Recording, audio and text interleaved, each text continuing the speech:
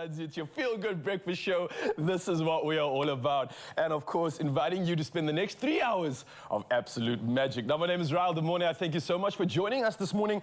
And I hope that you can realize that that thing inside of you, that thing called life, is everything that you need to make the most of this day. So let me talk to you about the show this day because, oh, it's an interesting one indeed. We've got so many specialists coming through to help us with the conversation that we have this morning, especially when it comes to relationships. Yes, this morning is all about relationships. Not just relationships that are ending, but also about relationships that are coming in the form of friendships, right? So we've got all the relationship advice that you need, and then another few special guests coming through just to add that sprinkle of magic to the show this morning. So before we get into it, I want to say thank you for joining us and making the best decision that you could this morning. It's your Feel Good Breakfast show, and let's get the show on the road. Let's say good morning to the G-Man himself. What's up, brother?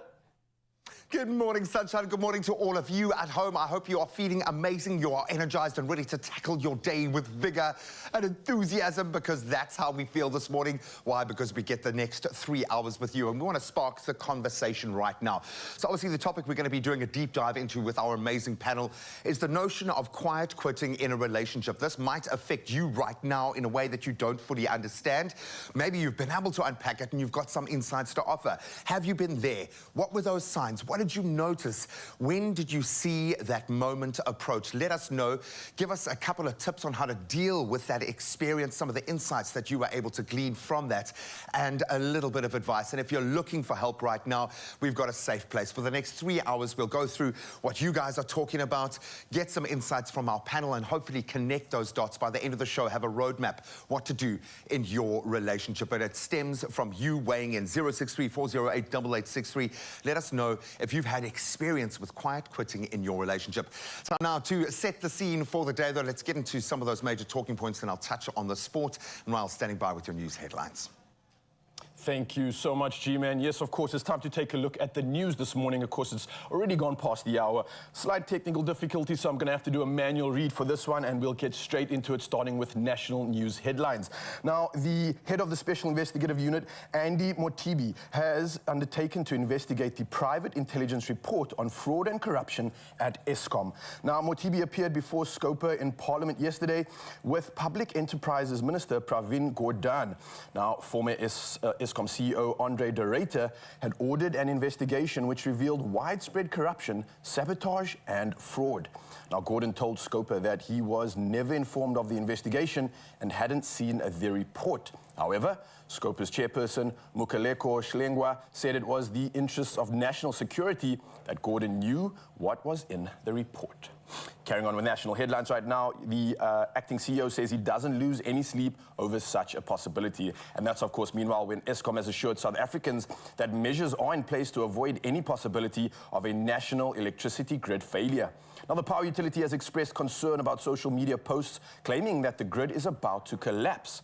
Now, in a statement, Eskom said these measures include load shedding, and acting CEO Caleb Kasim says he doesn't lose sleep over the possibility of the grid failing, as he has confidence in the Eskom staff who are sufficiently competent to manage a tight electricity system. Well, from our national news headlines, it's time to head over to international news. And reporting from Kenya. Now, Kenyan President William Ruto says it's an injustice that 80 years since the UN was formed, that the world body is still untransformed, particularly in the Security Council. Now, Ruto says Africa must have 2 seats in the UN Security Council, and he continued with a quote saying, "We're a continent of 1.2 billion people. It's not fair, it's not correct that we have no say in the UN Security Council," unquote. Now, the Kenyan president also called for the transformation of the International Monetary Fund and the World Bank. Now, carrying on with international headlines and moving over to news from the F1 right now. 5 people have been killed and several are missing after heavy rains caused flooding in Italy's northern Emilia-Romagna region. Now, some 5,000 people have been evacuated and many had to be rescued from roofs by helicopter. Now, 14 rivers have their banks burst, flooding 23 towns. And the mayor of Ravenna says his city is now unrecognizable. Now, the Emilia-Romagna F1 Grand Prix subsequently this weekend has been cancelled. And discussions yesterday between local authorities and organizers of the race at Imola concluded that the event could not go ahead. Well, carrying with our headlines and something of a slightly lighter note right now, and reporting on, well, let's go to the zoo, right? So staff members at Canada's Calgary Zoo have proudly announced that the birth of a critically endangered lemur pup that was hopefully part to play in keeping its remarkable species on the globe.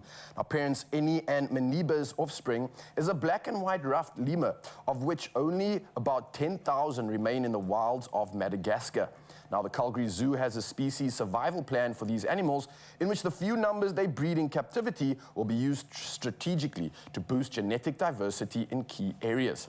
Now, Menabe, the father, is 8 years old and has been in Calgary Zoo since 2017.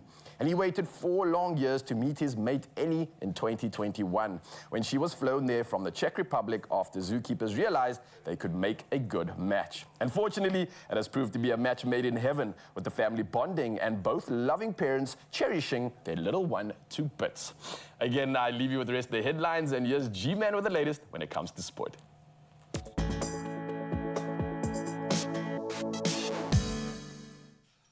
Thanks so much, Raul. Well, it looks like they're going to win everything. Man City are into the final of the Champions League after Bernardo Silva scored twice in a hugely impressive win over Real Madrid at the Etihad Stadium last night. So both of Silva's goals came in a stunning first-half display by the hosts before Era Militan's own goal, and then a strike by substitute Julian Alvarez late on wrapped up a dominant 4-0 win on the night, and that led to that 5-1 victory on aggregate. So City, who are on the verge of winning the Premier League, obviously are in the FA Cup final and will play now Inter Milan in that final in Istanbul on the 10th of June as they look to win the Champions League for the first time. And I think if you're a betting man, that's where you put your money. Now, on the flip side of that, let's look at the dark side of the betting pool. And Brentford striker Ivan Toney has now been banned from football for 8 months after he accepted breaking Football Association betting rules. So Toney has also been charged £50,000 and warned about his future conduct for 232 breaches of the FA's betting rules. Now, his suspension starts immediately, but the 27-year-old can return to training with Brentford 4 months before it ends on the 17th of September, and then he'll not be allowed to play again up until the 17th of January of 2024. Then on to tennis news. Novak Djokovic suffered his earliest exit, in fact, at the Italian Open since 2013, when he was beaten by rising Danish star Holger Rune in the quarterfinals. So the Serb top seed, who turns 36 next week, he was beaten solidly 6-2, 4-6, 6-2 by the 20-year-old Rune on the Rome clay. And Djokovic was building for the 7th title in the Italian capital as he prepares for the French Open, obviously on the 28th of May. And Rune will now play Casper Ruud in the last 4 after the Dane beat Francesco Curantolo 7-6 and 6-4. Then returning to a story that Raul touched on a little moment ago. Yep, unfortunately, it's official. The Emilia-Romagna Grand Prix has been called off this weekend because of major flooding in the region. Discussions over this week and ending yesterday between local authorities and organisers of the race at Imola in Italy concluded that the event could not proceed safely, which I suppose is ultimately paramount. And at least 8 people have sadly passed away, died, and 5,000 people have had to be evacuated following widespread flooding across that Emilia-Romagna region. Formula One said calling off the race was, quote, the right and responsible thing to do, and certainly concur. But that's where we leave our sporting headlines for now. We'll touch on them again on the top of the hour. Right now, let's bring you some global weather news and some of the temperatures in your neck of the woods.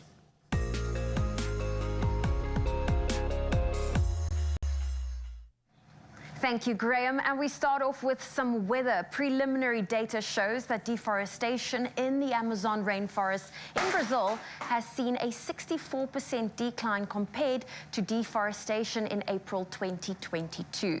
The findings represent a major shift under Brazil's newly elected president, Lula da Silva, who campaigned on promises to end deforestation in the country.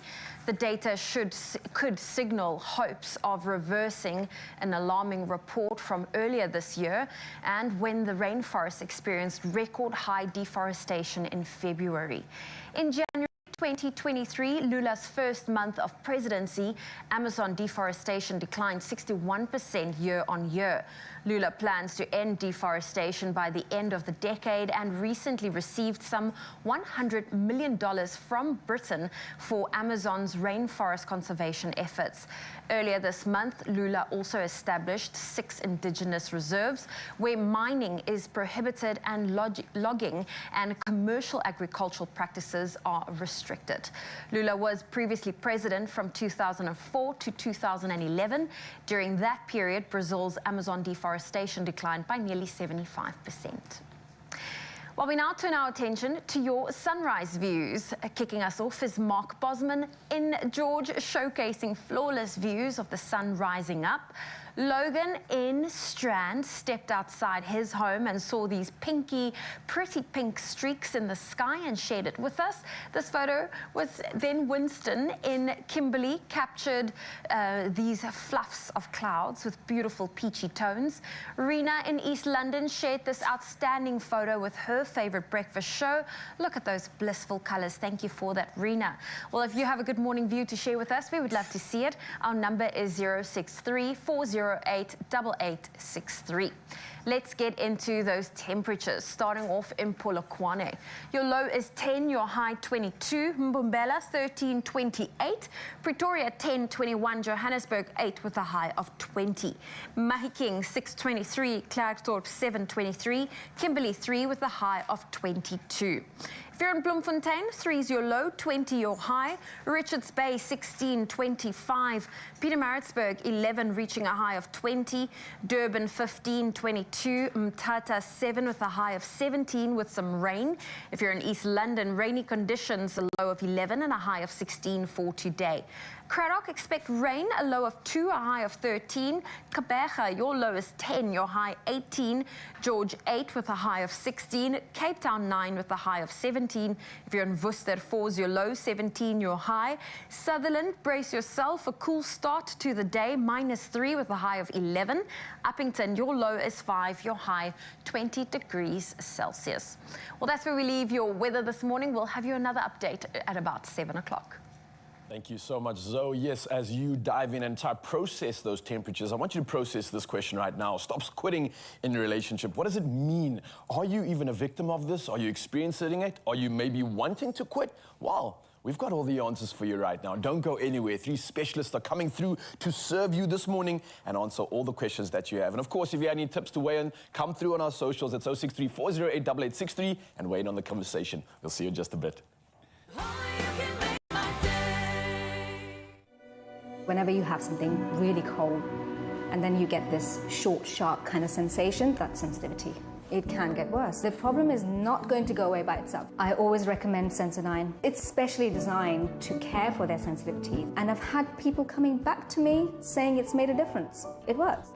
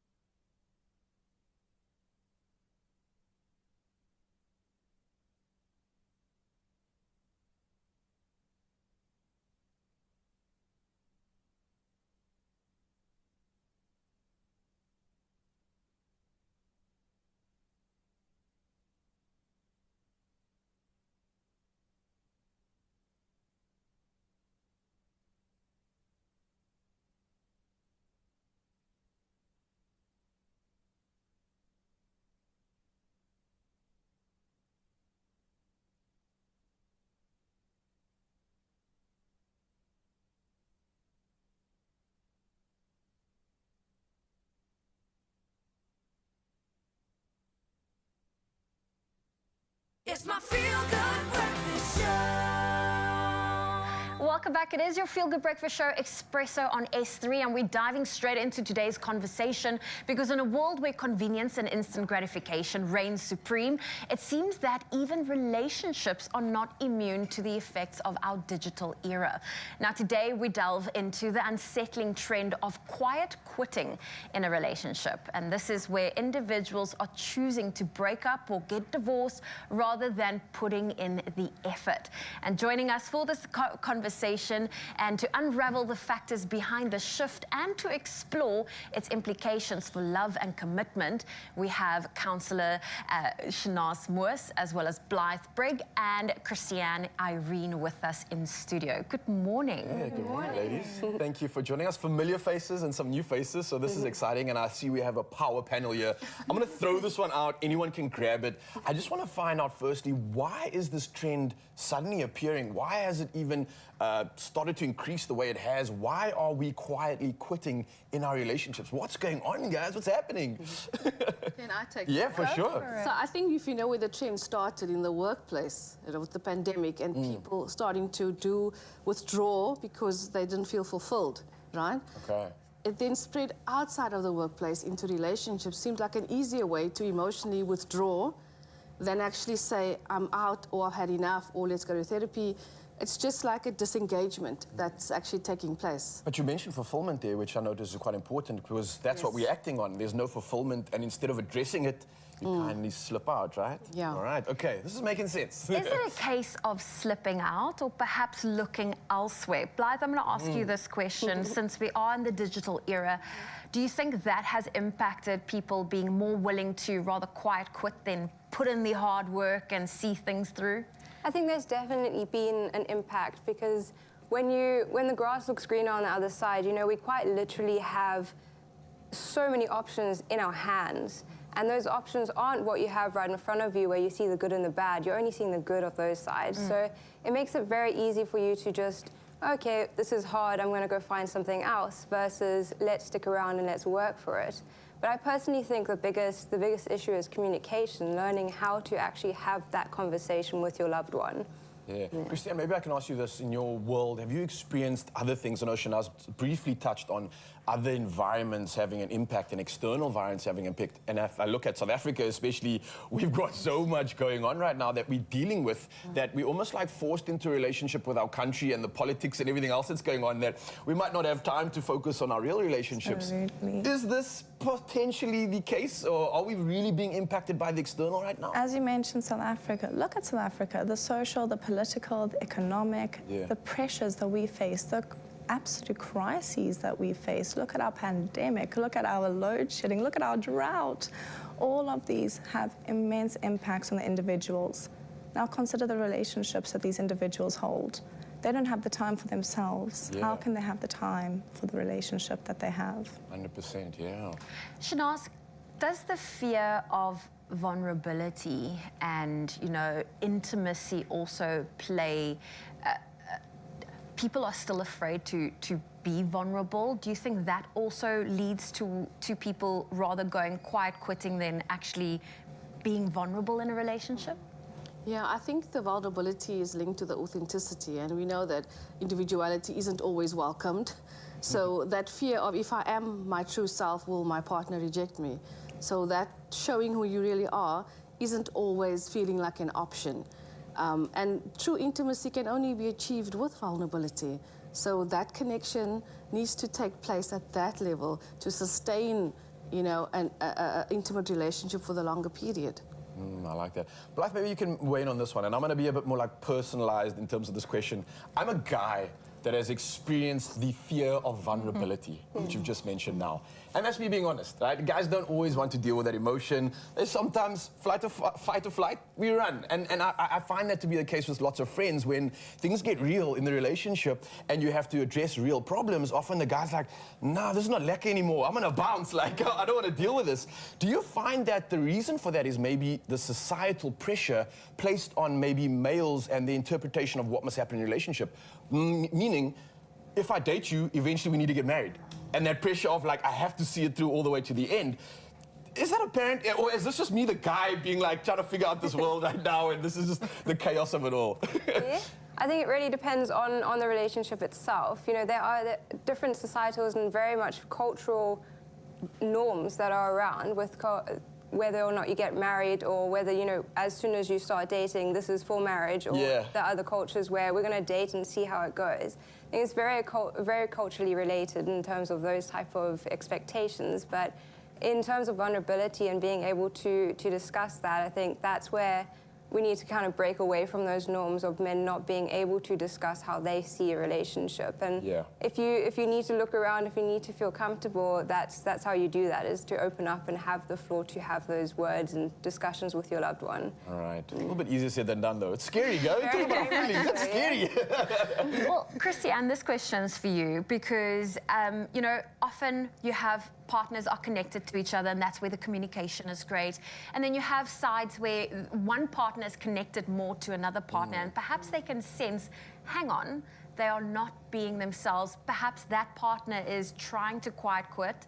What advice do you have for that person that could sense their partner's withdrawing, but they don't know how to address it, and they don't want to leave it for it to be too late? What a fantastic question. Almost, what can you do to preempt this? What can you do before it even strikes? Yeah. Can't stress this enough, and I'm sure there's enough sayings to go with it, but communication is key. Not only the communication of talking. We can all talk. I'm talking right now. But the communication of actually listening. Listening to what your partner has to say. Listening to who your partner really is. And how each of you can be each other, your true, authentic selves in that relationship, making space for all of the efforts needed to uphold that healthy relationship.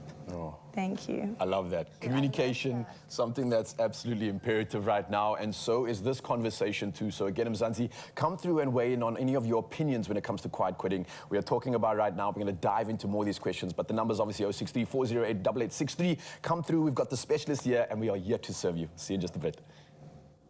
Thanks, gang. We appreciate the vulnerability. We have no issues showing our love, so let's show some love to our moms. Introducing new Panado Pediatric Syrup 5ml sachets. They're really convenient to pack and easy to use, so you're always prepared for pain and fever, anytime, anywhere. Well, there ain't no quiet quitting when it comes to a mother's love. It's like sunshine warming our hearts with endless hugs and kisses. It's our safe place. And we've asked you to nominate a deserving mom or motherly figure for a dose of care and stand the chance of winning 2,000 Rand for them. And today we are very excited to announce our next winner who did exactly that with a beautiful nomination. So a huge congratulations to Roshila Brijmohon, nominated by her daughter Ashnita. Congratulations. So let's get into this absolutely wonderful comment. So Ashnita said this: I nominate my mom, Roshila Brijmohon, for being our pillar of strength and for raising us in the best possible way. She became a widow at the age of just 28 with 4 children. Today, at the age of 59, I admire her spirit of strength and boldness. I hope and pray that one day I will possess the same resilience and courage, never forgetting the strength it takes to carry on in life as a single parent, raising 2 boys and 2 girls. That's how mamas do it. Hashtag a dose of care. Hashtag Panado SA. I absolutely love that. Can we get another round of applause for our winners who we have on the line right now? Congratulations. Absolutely beautiful. Ashnita, good morning. I'm going to start with you. Very good morning. Thank you so much for this incredible nomination. What qualities do you... Graham. Oh, good morning, Hannah. I've got to ask you, because clearly you've thought quite critically about this. What qualities do you admire most about your mom, and what are some of her quirks? Graham, all I can say this morning is I am very grateful to my mom for everything that she has done for me and my siblings. My mom was widowed at a very young age, and ever since then, since the age of 28, my mother stood on her own 2 feet without anybody's help and brought up 4 kids. Today, we are all grown adults married with kids, and my mom is going to be 59 years old. And she's just been such a full of strength for us through every single day. And I really thank God for her. And now that mom is aging, I'm glad that I'm at her side to take care of her. And just seeing her smile every day and knowing that my mom is with me every single day is so, so grateful. I am so, so grateful. It's a blessing. And Roshila, I'm going to turn to you because this must be quite a moment to see how your children appreciate you. I've got to ask, how does it feel to be recognized for this amazing role that you've played in the life of your children? I'm sure you don't do it for the recognition, but you have clearly done an amazing job. How does it feel hearing these words? Well, Mr. Graham, I am very, very proud to say I've got 4 beautiful, darling children. And my children always there for me. And for my daughter, Ashnita, she's a paramedic, half of my life. Now, after all working all these years, I am very, very sick. I can hardly walk at times, and my daughter helps me out a lot, and I am very, very proud of her for that. And my daughter stands by me all the time like a man in this house, because 3 kids of mine married, living out Maritzburg and Joburg, and my daughter is here with me only. And I am very grateful unto God for it. I think you have earned that right. Thank you so much for setting such a beautiful example. We are so glad that we get to reward you just a tiny bit with our very own dose of care, courtesy of Panado, 2,000 Rand coming your way. But thank you for just being an amazing example of motherly love and the strength that comes with this. We absolutely love you and your family. Thank you so much for joining us this morning, and well done. Thank you so much. God richly bless you. Oh, we love it. We're all about the love this morning. Show your appreciation and give your mom or that motherly figure in your world the recognition she deserves with a dose of care from Panado. And here's exactly how you can do it. Think of all the ways that our mums care for us from day one, and for one day at least, we can show a dose of that same care in return. Each weekday from 8 to 19 May, a lucky mum will win 2,000 Rand, and your mum may stand a chance of being one of our 10 winners if entering by replying to the hashtag Panado SA and hashtag A Dose of Care competition post on Expresso's Facebook, Instagram and Twitter pages. Don't forget to include hashtag Panado SA and hashtag A Dose of Care. T's and C's can be found on expressoshow.com.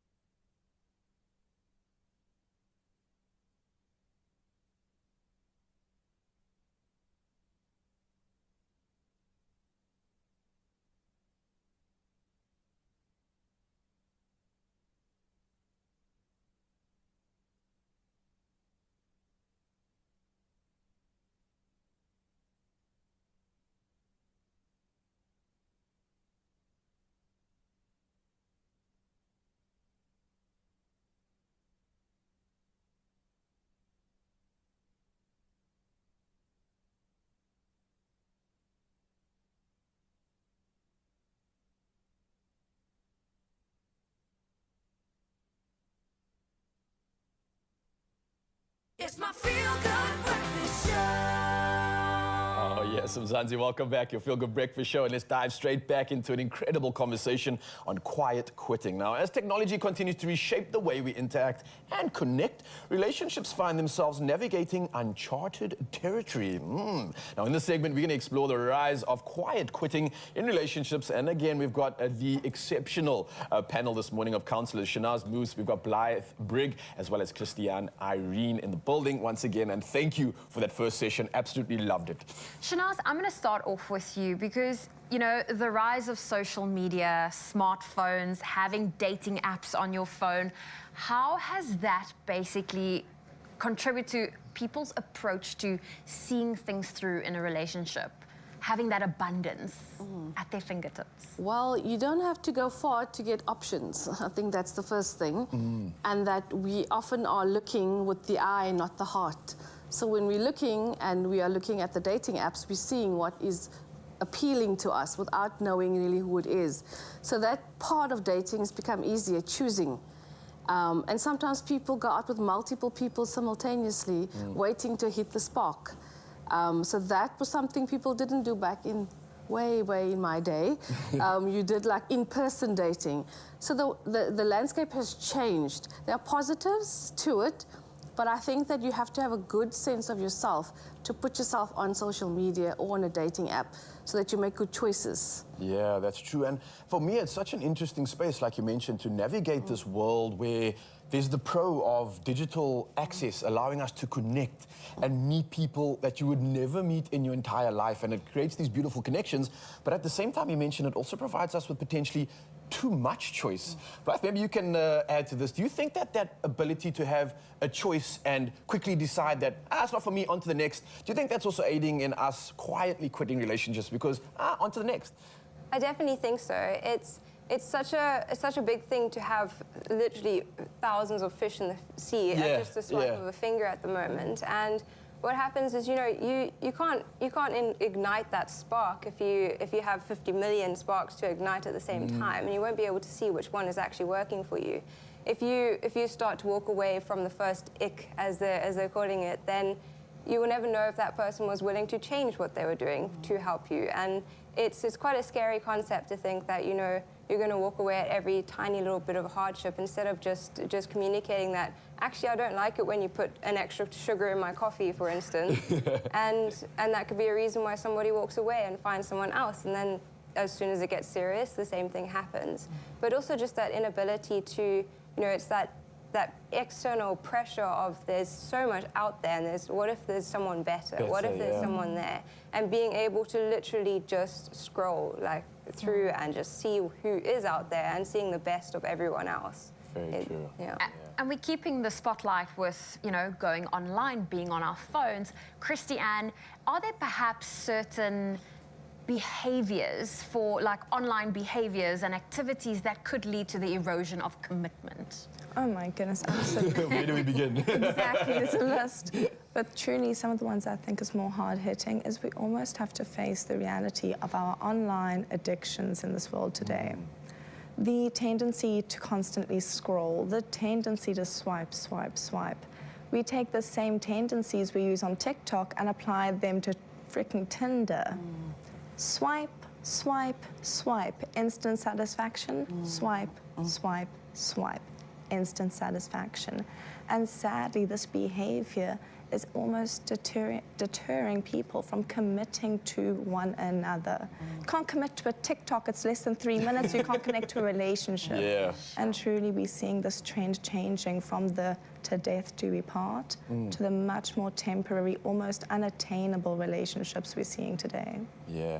Shanaz, maybe you can weigh in on something a bit more practical here. Let's look at this from an approach of how do we do this thing called balance in this new world of dating where there's this digital era, but you still get people that resonate with the old school, with that practical touch and that personal feeling.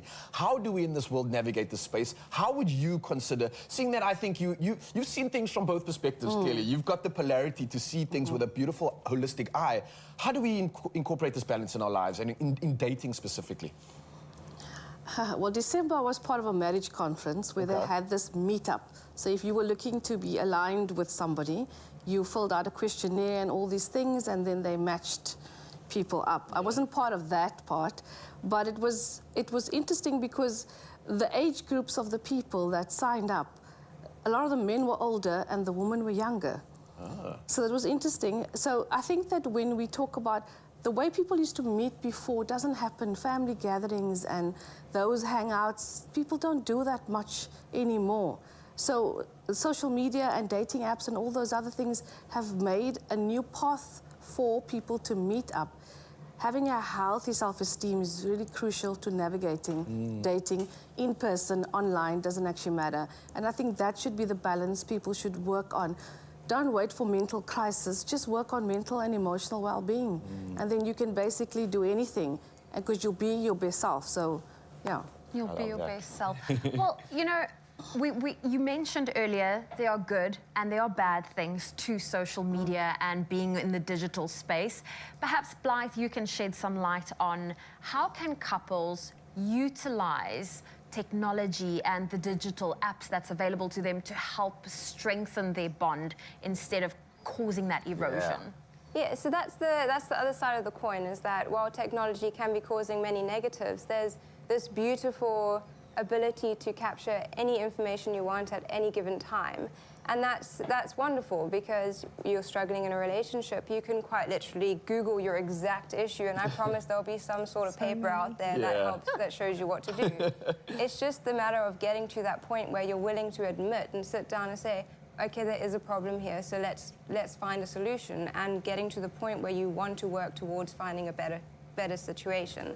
And that's definitely possible. There are so many apps. There's mental health apps you can download that send you notifications. There's gratitude exercises, and there's countless articles on how to communicate, how to work through relationships. So it's definitely amazing to see that there are so many benefits on the other end of the scale. Yeah. Oh, well, look, ladies, this has been an incredible conversation. Thank you so much for joining us this morning, shedding some light in this new world we're all trying to navigate. And I think all your insights have been very pertinent and very accepted for not only us, but I think Mzansi too as well. And this is the conversation we're going to carry on with right now. Obviously, we're talking about relationships and quiet quitting in relationships. We want to know, have you been there, or did you notice signs that your partner was quiet quitting the relationship? And tell us about your personal experience, and you should have come through on our WhatsApp line. It's 0634088863. So let's see what you all had to say. Okay, well, we're looking on Facebook right now. Norquest says, my partner and I, we've been together for 15 years, and we were going through a rough patch, and I just had a baby. Then I don't know, but I felt disconnected, unloved, and we weren't communicating. So I stopped touching, kissing him. I just wanted to be alone, but while I'm with him. So This is a real situation, right? I mean, I'm sure you've possibly engaged with someone going through this prior to, even providing a solution. What do you do in this instance? What do you do in this situation? Is there a solution? It's definitely, I don't know if you want to. I'll just take it all the way back to communication once again. Firstly, of course, when it gets to the point that this person is at, they have a baby, they have the relationship, they have so many things that can bring up those fears to have these hard-hitting conversations. Fear is one of our biggest prisons we face, and truly being trapped by your own fear of what you could be dealing with. If I bring this up, what kind of worms could I be opening?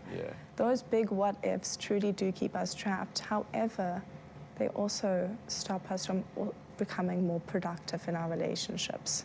If we were to almost step into that productive shoe, take the fear and almost master it, so that we can take our relationship out of that funk that it's in and into a much more healthy state, really through having these hard-hitting conversations. Definitely. Thank you. Well, we've got another comment that came through on Facebook. This one from Nandi saying, my ex was ghosting me. He would not call or text as before. When you ask, he always had a story. Either he didn't have network or he was busy at work. So this person obviously had a bunch of excuses. I mean, I'm no expert here, but I'm looking at this, and clearly this person is not interested in Nandi, but it still hurts being on the receiving end of being ghosted and not having that closure. Do any of you perhaps have some advice for Nandi in with this regard? I think that we take it back to the fact that when you learn to love yourself and you build up your own self-esteem, you'll recognize your worth. And the number one thing to remember is if somebody is making you feel like you are unloved, that is them making you feel like that, not yourself. So if you're sitting there questioning, it's not worth it. It's not worth that questioning. There's obviously different levels to that. If you're somebody who overthinks and worries, then you might just need a little bit more communication from your partner to say that you are loved. But in terms of that, you know, ghosting and not communicating, the number one thing is to recognize your worth and put down your boundaries of what you're willing to put up with in a relationship. Oh, I couldn't have said it better. This is why we brought you in.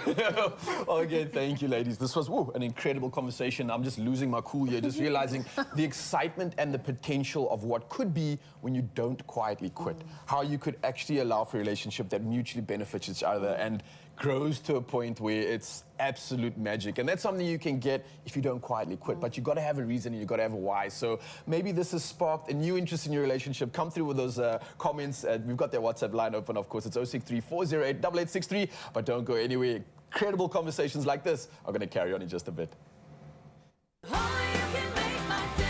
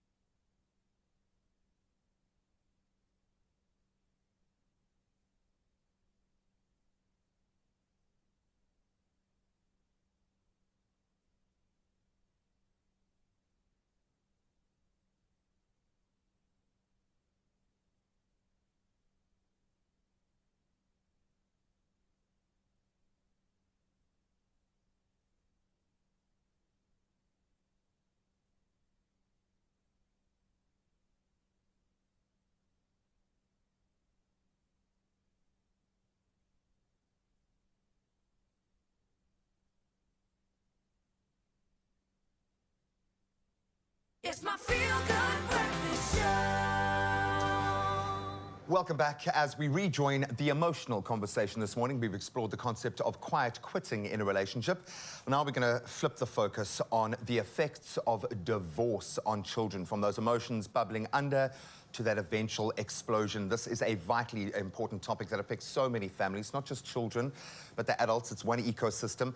Registered counsellor Sadia Southgate and educational psychologist Dr. Genevieve De Silva, perfectly positioned to help us work through what has got to be one of the ugliest conversations that you're going to have. Sure. But that being said, it could be the key that unlocks this entire situation. I'm going to try to reframe this, because I think we often think the divorce is the traumatic, awful experience. The build-up to that, those emotions bubbling under, a child seeing a problem that's there but not having that problem explained to them. Where does the damage occur when it comes to divorce and that build-up period? Because it can bubble under for years before getting to that climactic moment. What are the dangers? Yeah, the dangers we look at, and we understand that divorce is one of the most stressful experiences for kids, as much as it is for adults. But it's about understanding and recognizing that kids are impacted as well. So when we look at the dangers, we understand that they become antisocial.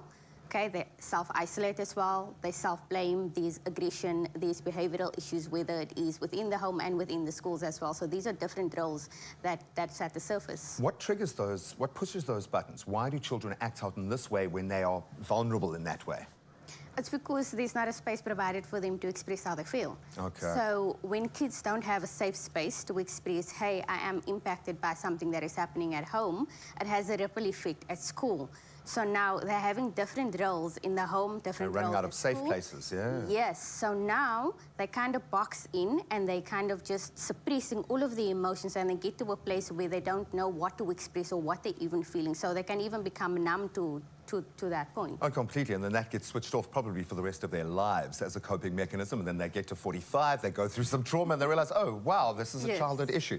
The school gets mentioned a lot. It's an extension of the family.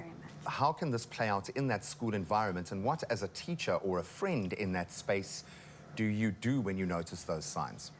So I think what's always important to look out for at school and with teachers is a change in behavior. And so as teachers, you see your children every day that you're working with, and when you notice that something is off or there's a change in their personality, it's a great opportunity to step in, ask some questions and find out what does that child need.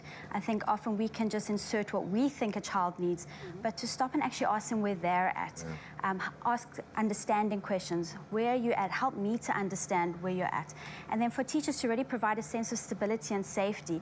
Often we'll see the behaviors, and they're often challenging behaviors, but if we can connect with the child, create security first, and then correct behaviors, that just helps them to have that outlet, but then also to correct what needs to be corrected socially as well. Completely. There was a bully situation when my son arrived at his new school. So much focus on this poor child as being the bully. They are now best friends because they were working through stuff together, and they did it, and he ends up becoming the support structure. It's amazing. It's a very difficult thing for a parent to know that they're hurting their child. So maybe let's reframe this in terms of the long-term damage that you can do. How does this look as an adult when you've gone through that disconnect as a child? So I think, like you mentioned, 40 years later, something just bursts in you.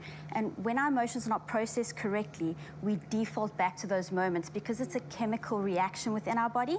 And our body and our chemistry doesn't know time limits. Yeah. So we just rephrase Well, these time things. doesn't exist. The past Exactly. doesn't exist. So in that It's just the moment, a trauma is relived almost. But I think when it comes to the long term, as parents, if we're just aware of what we are doing with our children, we understand that in divorce there are huge risk factors. And so if we can help to minimize the risk factors by just being aware of ourselves, how we are reacting, creating safe, stable places, that would assist in the long term, because when we can give them coping mechanisms for the long term. And so that's the big thing. If we can say, what can we do now to create the stability that helps us to deal with things over time, dealing with crisis later on becomes a bit easier. Oh, but completely. Well, you've given them the tools to be able to do that. If you don't explain what's happening in that moment, you don't understand, you haven't dealt with it. So there's an opportunity for parents to process with their children, and all of you develop those emotional skills. But what does that look like? Because a child can't contextualize. So as the parent who's reacting and not acting, how do you get out of that reactive space and start being intentional about caring for your child? That's a very good point, because we understand that the way that we counsel and speak to adults is not the same way that we communicate to kids, because they have a different way of expressing how they feel and just communicating in general. So a technique that we use in our offices and what we call, this is a sand tray. Okay, so I would suggest for parents to have like a box, and you put a bunch of sand in there, having different items, that different characters that represent the family. Oh, And cool. put that in there. You also, as the parent, are also regulating emotions as you are for the child. Sure, I absolutely love that. It can be about getting practical. Take yourself out of the emotion and just look at what you need to do to get the job done. We're going to continue this amazing conversation in just a little bit. If you are going through something like this right now yourself, please weigh in. 063-408-8863. How do we look after our children through the process of divorce? We'd love to hear from you. Oh, thank you, Graham. Well, listen, that's a very serious topic. I think we need to lighten the mood a little bit by taking a look at what's trending on TikTok. Bring it on.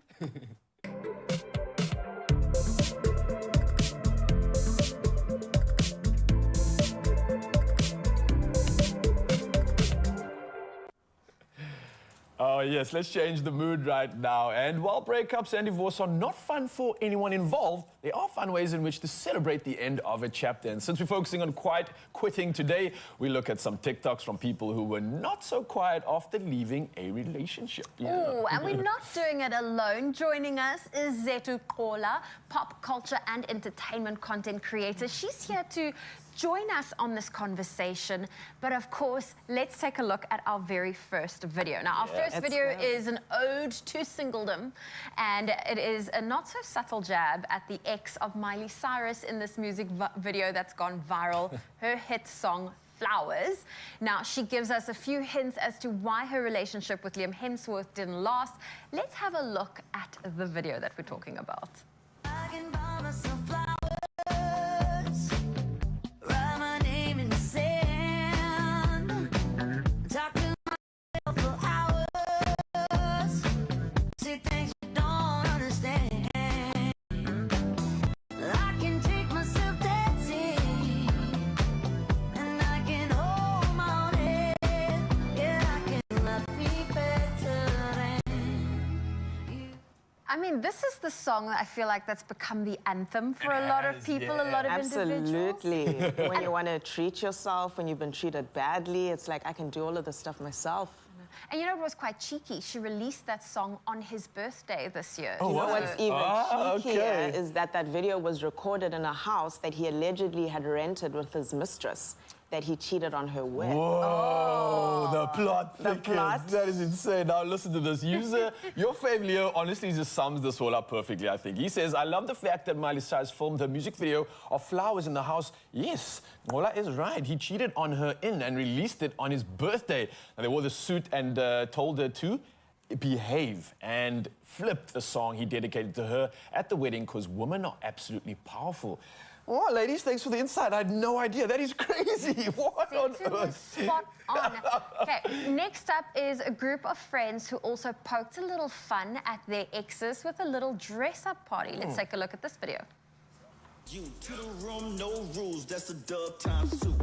Beat it out the frame, beat it out the frame. Yeah, beat it out the frame, beat it out the frame. Yeah, beat it out the frame, beat it out the frame.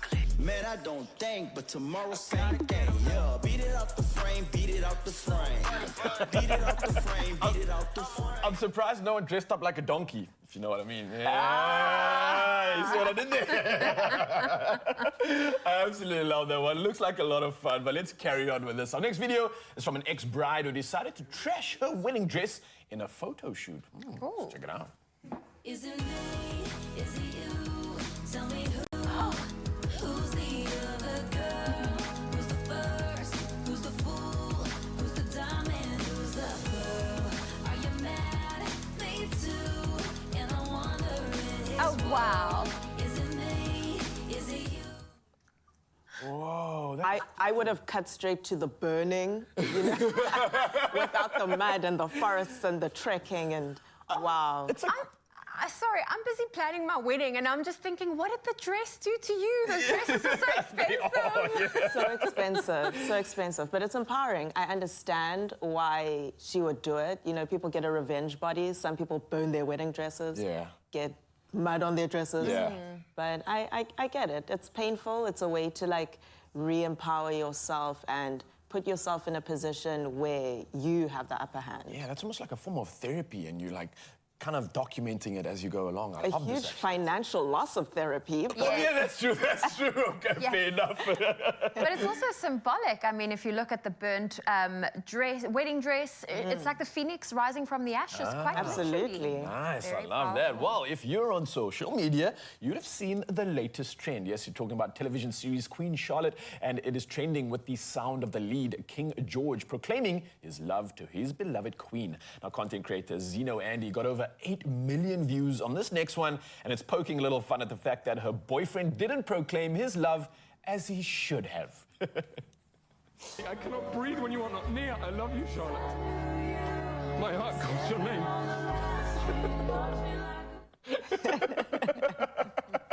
Yes, I do. It's not good enough. What are you trying to say? TV, one of those once situations. again, setting unrealistic standards for relationships. Yeah. That is hilarious. It is hilarious, but it's so true. Like you said, I mean, the conversation we were having earlier, like, don't you find that we've created an unrealistic idea of what a relationship actually is? Absolutely. We're always portraying so many of the good things. No one's really highlighting the conversation that's so important, right? Yeah, and on social media, you know, we're fed so much information on how lovey-dovey couples are. People are no longer getting 12 roses in a bouquet. They're getting like a garden of roses. Yeah. You know, why aren't you confessing my love like this? Why aren't you buying me a garden? You know, it's... What's happening? Crazy. It is absolutely crazy. Well, Zetu, we are happy that you are here. Yeah. Please don't go anywhere, because we also want to know from you, what is the best thing that you did after quitting or perhaps ending your relationship? Send through some pictures, some videos. You can send us a voice note. Our number is 063-408-8863. Stick around to your Feel Good Breakfast show. We have a lot more coming your way.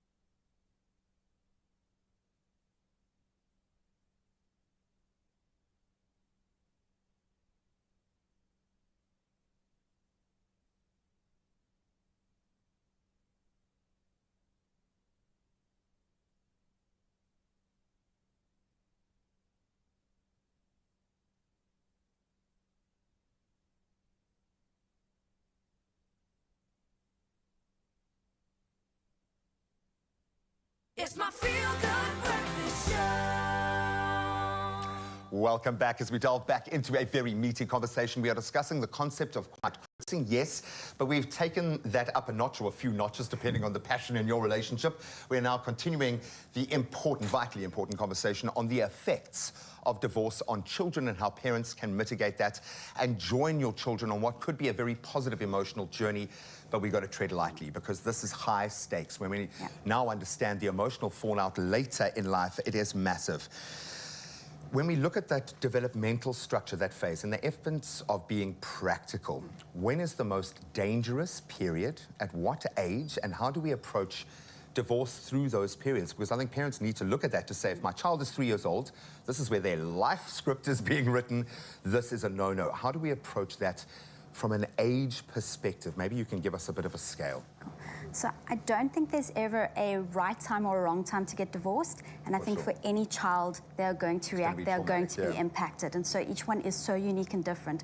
But I think taking into consideration how to help them understand and process the divorce when it comes through. What language to use. So younger children will be concrete. You need to work practically with them. Give them physical explanations, tangible things that they can hold on to.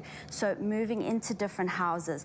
We will see each other on different times. times and spaces, maybe this drawing is pictures why. with them. And this is This is why. Do you have questions? Yeah. And then for older children, they are more abstract, so they can maybe understand more the emotional aspects that are going on, maybe your more heartfelt explanations. But again, also asking your children, what do they need to know? Not just throwing everything at them in the hope that you are offloading your burden. For sure. But go in pace with your children and allow that space for them to tell you what they need. Ask for their advice emotionally. That was the biggest turning point with my little man and Ma's relationship, was asking for his advice on how I should deal with things. Game changer. Hopefully we've moved beyond using our kids as weapons in that space, and if you're doing that right now, shame on you. Stop right now. If we've moved beyond that and we are not just reacting in that space, sorry, now that we are perceptive, what are the warning signs? I know you'd mentioned withdrawing, changes at school, but if you're not noticing that, clearly something is missing. So how do we adjust that lens? Yeah, it's important that we know that the red flags, possibly even the warning signs, happen or could happen between like 3 to 6 months. But we do also understand that there aren't common behavioral things that we might. Every child is different. Yes. So as a parent, you know your child best. So for example, one of the things that we can look out for in younger children, if maybe the child is past the bedwetting stage and now all of a sudden there's bedwetting, it's kind of just navigating through that and understanding, oh, hey, but you didn't notice this before, but now it's happening. Perhaps their personality would be to be extroverted, and now all of a sudden they don't want to socialize with people, and now they just want to be at home. So it's kind of just looking out for these things, knowing your child best, knowing their character and their personality, that shifts where they used to do things and now they don't want to do it anymore. And there's a lack of enjoyment in their activities. The devil is in the details, and if you're not noticing those details, it means you're looking through the wrong lens. Finally, there are resources. If someone is caught in the coalface right now, Genevieve, what do they do? Who can they rely on? So I think you need to find your support systems, who is around you that is helping you through this divorce, friends, family. You can go online to look at different structures that are available in your community, counsellors, maybe support groups, what can be really helpful practically with children to create areas of discussion, using books, using movies, and then as parents to resource yourself. There are many books available where you can actually learn skills in communication, in dealing with conflict, in how to parent. So all of these resources are available out there, and it's a case of actively looking and saying, what can I do? What do I need to help get through this? What can I do to help myself, to help my children process and work through this? And that's exactly it. Help yourself and help your children, and you are connected through this journey. It's not to say that you can't have a beautiful and healthy relationship, co-parenting outside of marriage, but it's how you handle that process. The children come first. Thank you, Graham. It's time of the morning for us to take another look at your national headlines. Starting off with local news. The first COVID-19 antigen test produced in Africa will soon be available at pharmacists and supermarkets in South Africa and the rest of the continent. The antigen testing device was developed by the University of the Western Cape.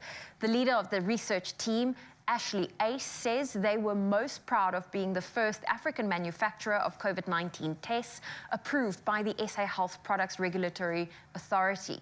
The home test kit provides results within 15 seconds, whether the user has COVID-19 or normal flu. It sells for 35% less than imported kits. And staying with local news, the head of the Special Investigation Unit, Andy Motibi, has undertaken to investigate the private intelligence report on fraud and corruption at Eskom. Motibi appeared before Scopa in Parliament yesterday with Public Enterprises Minister Pravin Gordhan. Former Eskom CEO Andre de Ruyter has ordered an investigation which revealed widespread corruption, sabotage and fraud. Gordhan told Scopa that he was never informed of the investigation and hadn't seen the report. However, Scopa's chairperson said it was in the interests of national security that Gordhan knew what was in the report. Moving to news abroad, the world's most famous shipwreck has been revealed as never seen before. The first full-size digital scan of the Titanic, which lies 3,800 meters down in the Atlantic, has been created using deep-sea mapping. It provides a unique 3D view of the entire ship, enabling it to be seen as it were if the water has been drained away. The Titanic sank in 1912. Some 1,500 people lost their lives when the ship struck an iceberg on its maiden voyage from Southampton to New York. And staying with news abroad, Kenyan President William Ruto says it's an injustice that 80 years since the UN was formed, the world body is still untransformed, particularly in the Security Council. Ruto says Africa must have 2 seats in the UN Security Council. He continued, and I quote, "We're a continent of 1.2 billion people. It's not fair, it's not correct that we have no say in the UN Security Council." The Kenyan president also called for the transformation of the International Monetary Fund and the World Bank. And moving to the world of entertainment, Johnny Depp was very emotional when he received a 7-minute standing ovation at the Cannes Film Festival on Tuesday. The 59-year-old actor was back in the spotlight for the first time since his defamation court battle with ex-wife Amber Heard last year to attend the opening night of the annual event for a screening of his movie Jean du Barry, and he was overwhelmed by the response from the audience. Depp wiped tears from his eyes before raising his hands in a gesture of sincere thanks and hugging his director and co-star May Wen. The filmmaker was also tearful at the screening of the French-language film in which she plays working-class Jean du Barry opposite Depp in the role of former King Louis XV of France. She tearfully said it was a production that was difficult to finance, and I want to share this moment with all of my team across the theatre. Well, there we go. That is your headlines for now. Let's take another look at your sport.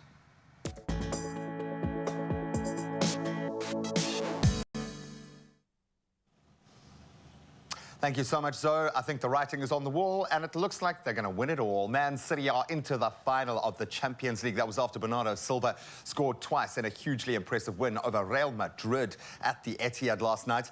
So both of Silva's goals came in a stunning first-half display by the hosts before Eder Militao's own goal and a strike by substitute Julian Alvarez later on wrapped up a dominant 4-0 win on the night, and of course that 5-1 victory on aggregate.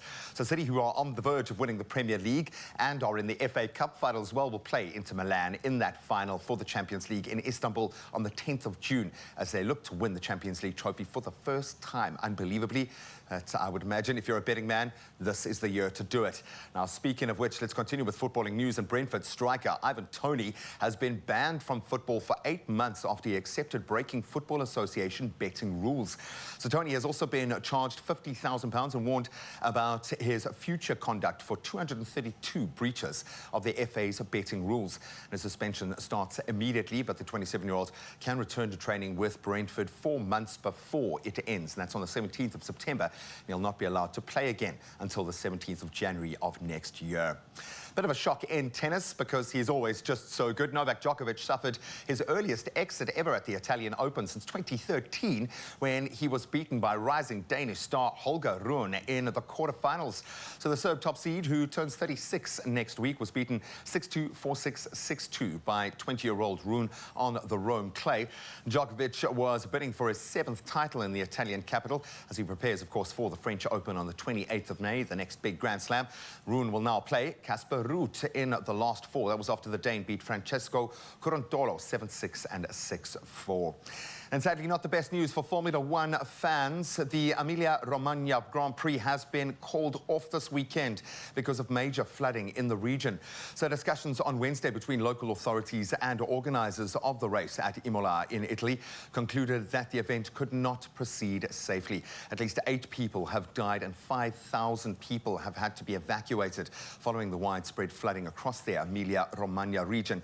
Formula One said calling off the race was, quote, the right and responsible thing to do. Safety comes first. And that's where we leave our sporting headlines for now. We're going to chat a little La Liga in just a moment, and a massive opportunity for South Africans. But right now, let's get into the traffic.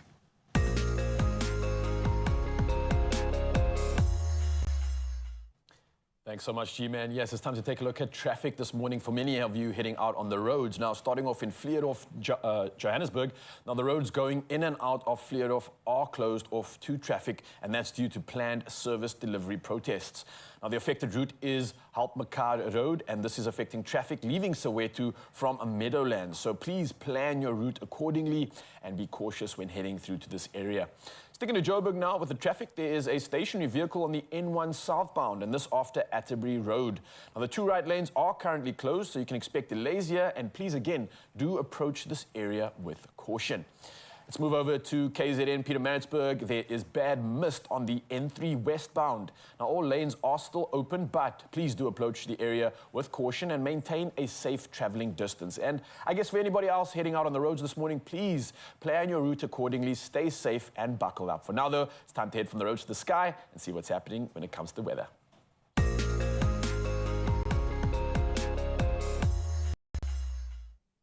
Reporting on weather news this morning, the world is likely to break a key temperature limit, and this for the first time over in the next few years. Now, scientists have predicted this, and researchers say there's a 66% chance that Earth will pass the 1.5 degrees Celsius global warming threshold between now and 2027. Now, the chances are rising due to emissions from human activities and a change in weather patterns expected over the next months.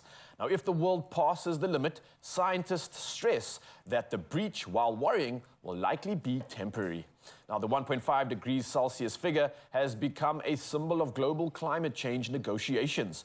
Countries agreed to pursue efforts to limit global temperature rises to 1.5 degrees Celsius under the 2015 Paris Agreement. Now, exceeding 1.5 degrees Celsius every year for a decade or two would see far greater impacts of warming, such as longer heat waves, more intense storms, and wildfires. But scientists say there's still time to restrict global warming by cutting emissions sharply. And I definitely agree with that. But for now, though, it's time to head from our weather news to our sunrise views. And starting us off for this 7 o'clock edition, we've got Ivana in Kariga, who is enjoying some coffee watching the sunrise. And oh, I love the color coming through from this, a bright orange, a promise of a beautiful day. Next up, we've got Omi out in East London, snapped a graciously bright lit pink. Oh, the views here are absolutely incredible. It's overlooking the ocean. There's one word for this. This is just magical. What a moment. Thank you for sharing that one with us, Omi. Next up, we've got Pat Sunkel in KZN, and this is about him enjoying a walk on the beach, sharing the view, and it is a beautiful view indeed. I absolutely love this one. The sun just about to come up, and you can see the power of the ocean in that foreground. I absolutely love it. And last up, we've got Joe in Amanzimtoti, also out and about enjoying ocean views, watching the sun blazing up over the still water. Oh, a landscape shot of note. I love that one. That was incredible. And so all the rest of these pictures. Keep them coming through and keep putting a smile on our face. The number is 063-408-8863. For now, though, let's take a look at the temperatures across the country, starting off in Polokwane. Now, your day starts at a low of 10 up to a high of 22 degrees with some rainfall expected. Umbombela, similar conditions from 13 all the way up to 28 degrees. Pretoria sees the day starting at 10 up to a moderate 21 with wet conditions, and much the same for Johannesburg. The rain and thunder continues from 8 all the way up to 20 degrees Celsius. Carrying on and moving over to Mahikeng now, where the day starts at a low of 6 up to a high of 23 degrees. Not as much rainfall in your side of town, but Klerksdorp brings the rain back from 7 all the way up to 23 degrees. Kimberley sees a chillier start of 3 up to a moderate 22, and Bloemfontein, very similar conditions, wet, starting at 3 degrees and only moving up to 20 degrees Celsius for your max. Carrying on around the coast now and over to Richards Bay. Your day starts at a low of 16 up to a high of 25 degrees. Wet conditions expected, and much the same for Pietermaritzburg, 11 up to a high of 20 degrees Celsius. Durban sees the day starting at 15 with a lot of rain and ends up at a max of 22. Mthatha, similar conditions with the wet rain, a lot of it coming through from 7 all the way up to 17 degrees Celsius. And carrying around the coast, it seems like the wet conditions continue. East London starts the day at 11 up to 16 with rain coming through, and the same for Cradock. A chilly start of 2 degrees, only moving up to 13 for your max. It's going to be very, very cold in your side of town. Very similar conditions for GQ Gqeberha. The day starting at 10 up to a high of 18 degrees. Lots of rain coming through, and let us hope it lands in those catchment areas. And much the same for George, 8 up to a high of only 16 degrees with lots of rain coming through. Carrying on around the coast though, but over to the mother city now. Your day starts at a low of 9 up to 17. Not too much rain expected. Worcester, a chilly start of 4 degrees, moving up to 17. Woo! listen to this. Sutherland, -3 to start the day and only moving up to 11. Keep the hoodie on. It's going to be a chilly one indeed. And Uppington taking us to the end of our highlights here. 5 is your low, up to a high of 20 degrees Celsius. Well, for a lot of you Mzansi, it's going to be raining, it's going to be wet, but let me tell you, the next highlight is definitely going to lift your mood. Check this one out. Question. If you're a young South African footballer wondering about your potential, well, your potential is worth enough for Real Betis to come out here and start hunting for you. Nacho Panila is here from Real Betis. We love you guys. Thank you for being here. One-word answer, okay, only. How has your time in South Africa been? Lekker. Yeah. Lekker! It's going to be lekker after this. We'll see you now. Beautiful. Here's to the coffee magicians.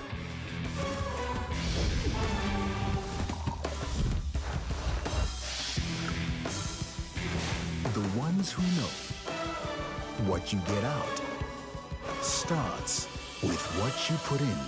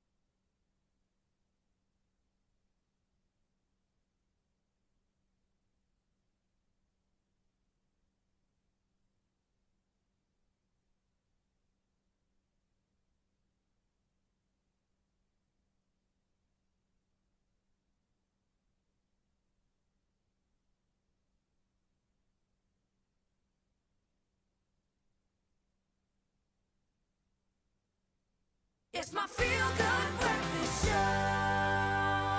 Welcome back. Thank you so much for rejoining the conversation. You can see how excited I am for this one. The Spanish La Liga is one of the most watched and undoubtedly competitive football leagues in the world, with those headline stealers like Real Madrid, Barcelona, Atletico Madrid vying for supremacy year in and year out. But there is an ecosystem below that is growing, exploding. And one club at the heart of that drive, Real Betis, is one of the clubs in the league this season that is now challenging for European spots, currently 6th in the league table at the moment. But the bigger story for us, Betis are now looking to expand their talent pool and are opening another academy right here in Cape Town. And here to tell us a bit more about that commitment and La Liga's overall involvement and entrenchment here in South Africa, Nacho Panila, Head of International Sports Projects at Betis. Buddy, thank you so much for being here. I know you get this reaction a lot from the local sporting fraternity because it's not lost on us how utterly important it is to have these tangible connections. Yeah. Can I distill this to one question? Why are you here, but why South Africa? First of all, thank you for receiving me. Every person here in Cape Town has welcomed Real Betis very well, so we are very happy to be here. And we are here because I think South African football has a lot of potential. Of course, it's in the bottom, you know, it's on the deepest place of the Spanish hearts because we won the World Cup here in 2010. And we would like to develop, you know, those kids, you know, in the Betis way, you know, under the Real Betis methodology, which is one of the most important things that we have, our football methodology. Culture. Yeah, our culture. You know, I think those kids deserve the opportunity, you know, to be developed by this methodology. Because it speaks to growth and development outside of football. It's a life path, and it will change forever when you're introduced to structures like this. You wouldn't be doing this if you didn't expect a yield or reward. How does this look in terms of timeline? When can we expect to see, or when are you hoping to see players out of the African pool start hitting your field? So right now we're organizing a 3-day camp, and it's the first time that we see this local talent in person, and we are very happy. You know, we found like there are some special talents. I think they just need to understand a little bit more of the tactical thing. But yeah, we are very happy to be here, and what we found is really interesting. It's a global brand. Betis is a global brand, a beautiful global brand, but there is a culture, like you said, that comes with generations of football fans from your area. And I think it's difficult for South Africans to understand a methodology or a culture because we haven't lived it. What is the Real Betis methodology? Could you sum that up for us? No, it's a way that we plan the training. No, those kids are gonna train in the same way that our first team are practicing. No, every kid that is wearing, you know, the Betis shirt, the Betis jersey, they are practicing. The parents, the friends, everyone. Go there, you know, we organize watch parties, we organize, you know, a lot of events during the whole season, you know, to get these people involved in the Betis way of life, you know. Our country is built on that ethos. We have used sport. You mentioned 2010. That was a major gateway for all of us. It was so amazing to see how your team did during that. So congratulations, belated congratulations. Thank you. There is something about La Liga at the moment. It feels like as a brand, you've all got to work together. You're up against, when you look at global viewership, you're up against the Premier League. We're up against stiff competition, but there is something about the Spanish way that is just so magical. What is it about La Liga and your mindset within football that allows you to play that kind of game? And I say this so that young South African players can listen. I think our way of understanding football is very different. You know, we are not the biggest ones, but we are fast. But I think, you know, we always say in Spain that we used to play like tiki-taka style, like in a lot of passes. You know, we would like to have the ball, and that's our, you know, the way that we play, you know, to have the ball, to, you know, to lead the possession, to everything. And I think that's the unique style of Spanish football. For example, if you compare the Premier League games against La Liga games, you will see like in La Premier, they will run a lot, you know. Counter-attack. Yeah, like they take the ball, they go to the other goal, you know, and in La Liga it's more like pass the ball until you find the hole and go for it. There you go. Yeah. Shibobo, baby, shibobo.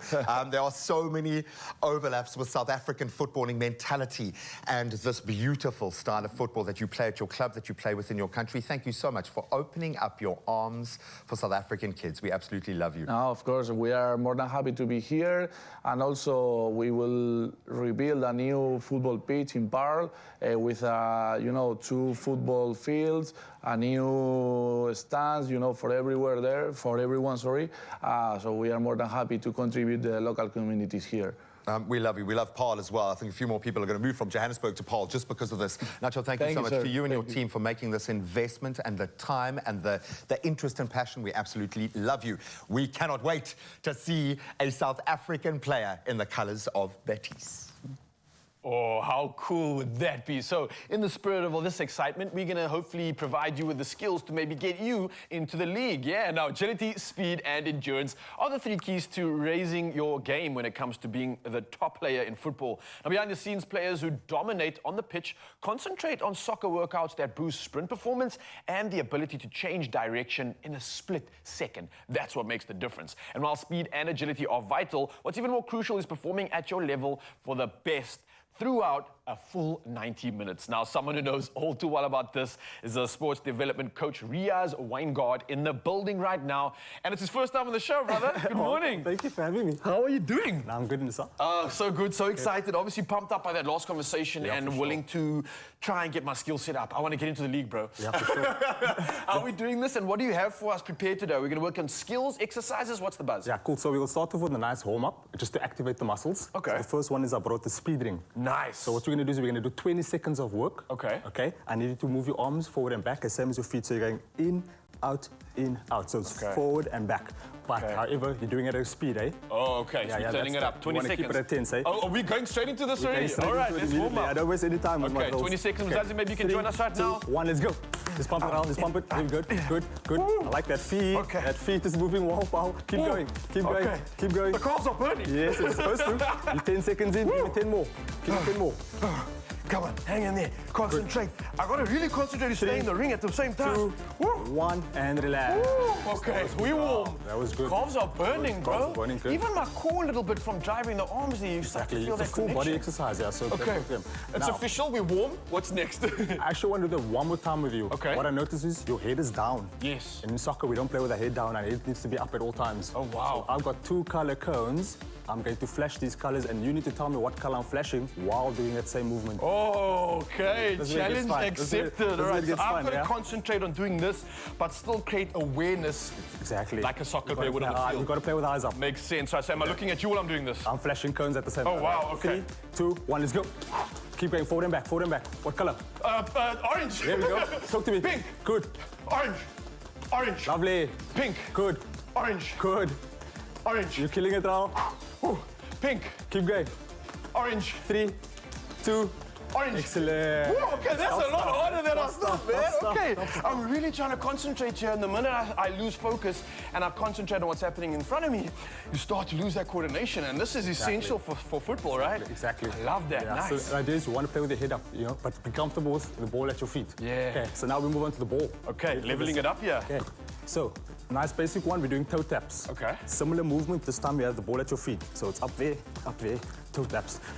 And you're not looking at the ball, eh? Not looking at the ball at all times. I want to use the cones, but let's see without the cones. Let's Let's start without the cones and then take it And this from is pretty cool because, I mean, literally anyone can do this at home. You've got a ball, even a little step, you could kind of create the same thing. All right. Spot on. So I can't look at the ball. Okay, let's try this. Let's go.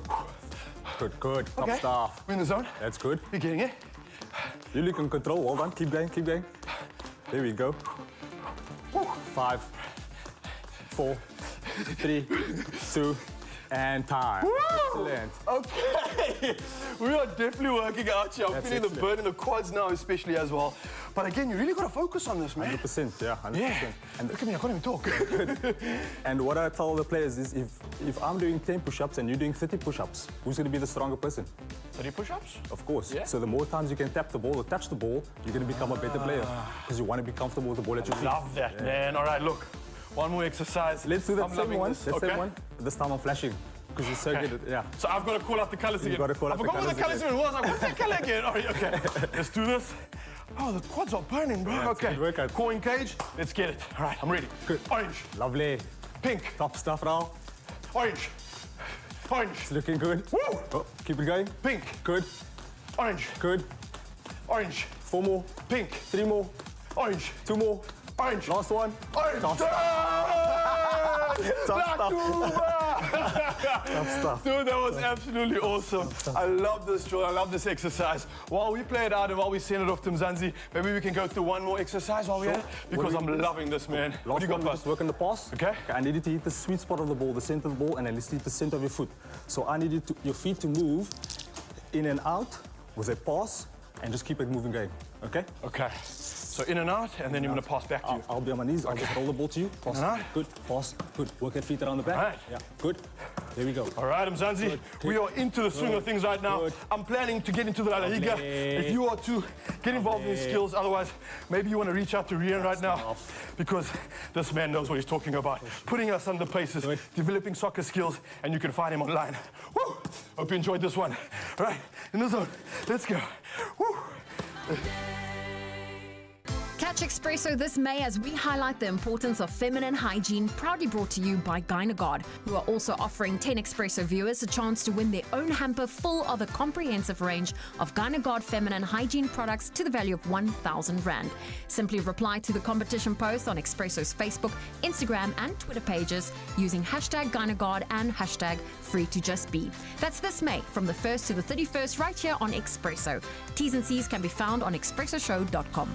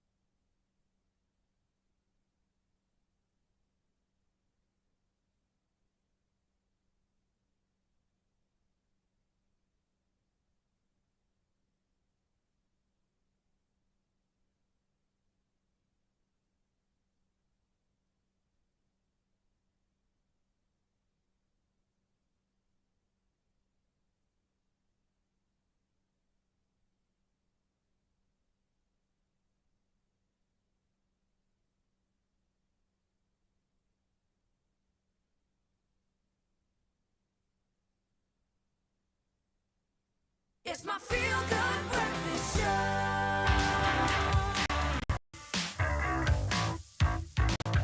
Welcome back. It is your feel-good breakfast show, Expresso on S3, and let's go off the record and talk about facing criticism online and quiet quitting social media. Now, we have content creators and social media users alike have in some way or another been victim of online bullying. Yep, we've all had a little taste. Bullies, annoyed customers, I say loosely, bored teenagers, or just plain old trolls are just a few of the characters that we have come across on social media in that landscape. But when this kind of detriment to your mental health becomes a cycle that's repeating itself, when is too much, and where do we set the boundaries? Well, helping us draw that line in the sand and answer these questions, we've got two fantastic content creators, Amy Davids and Zitu Ola. Ladies, thank you so much for joining us. It's a safe place. It's a safe place online. Please don't bully anything, any of us, on anything we say.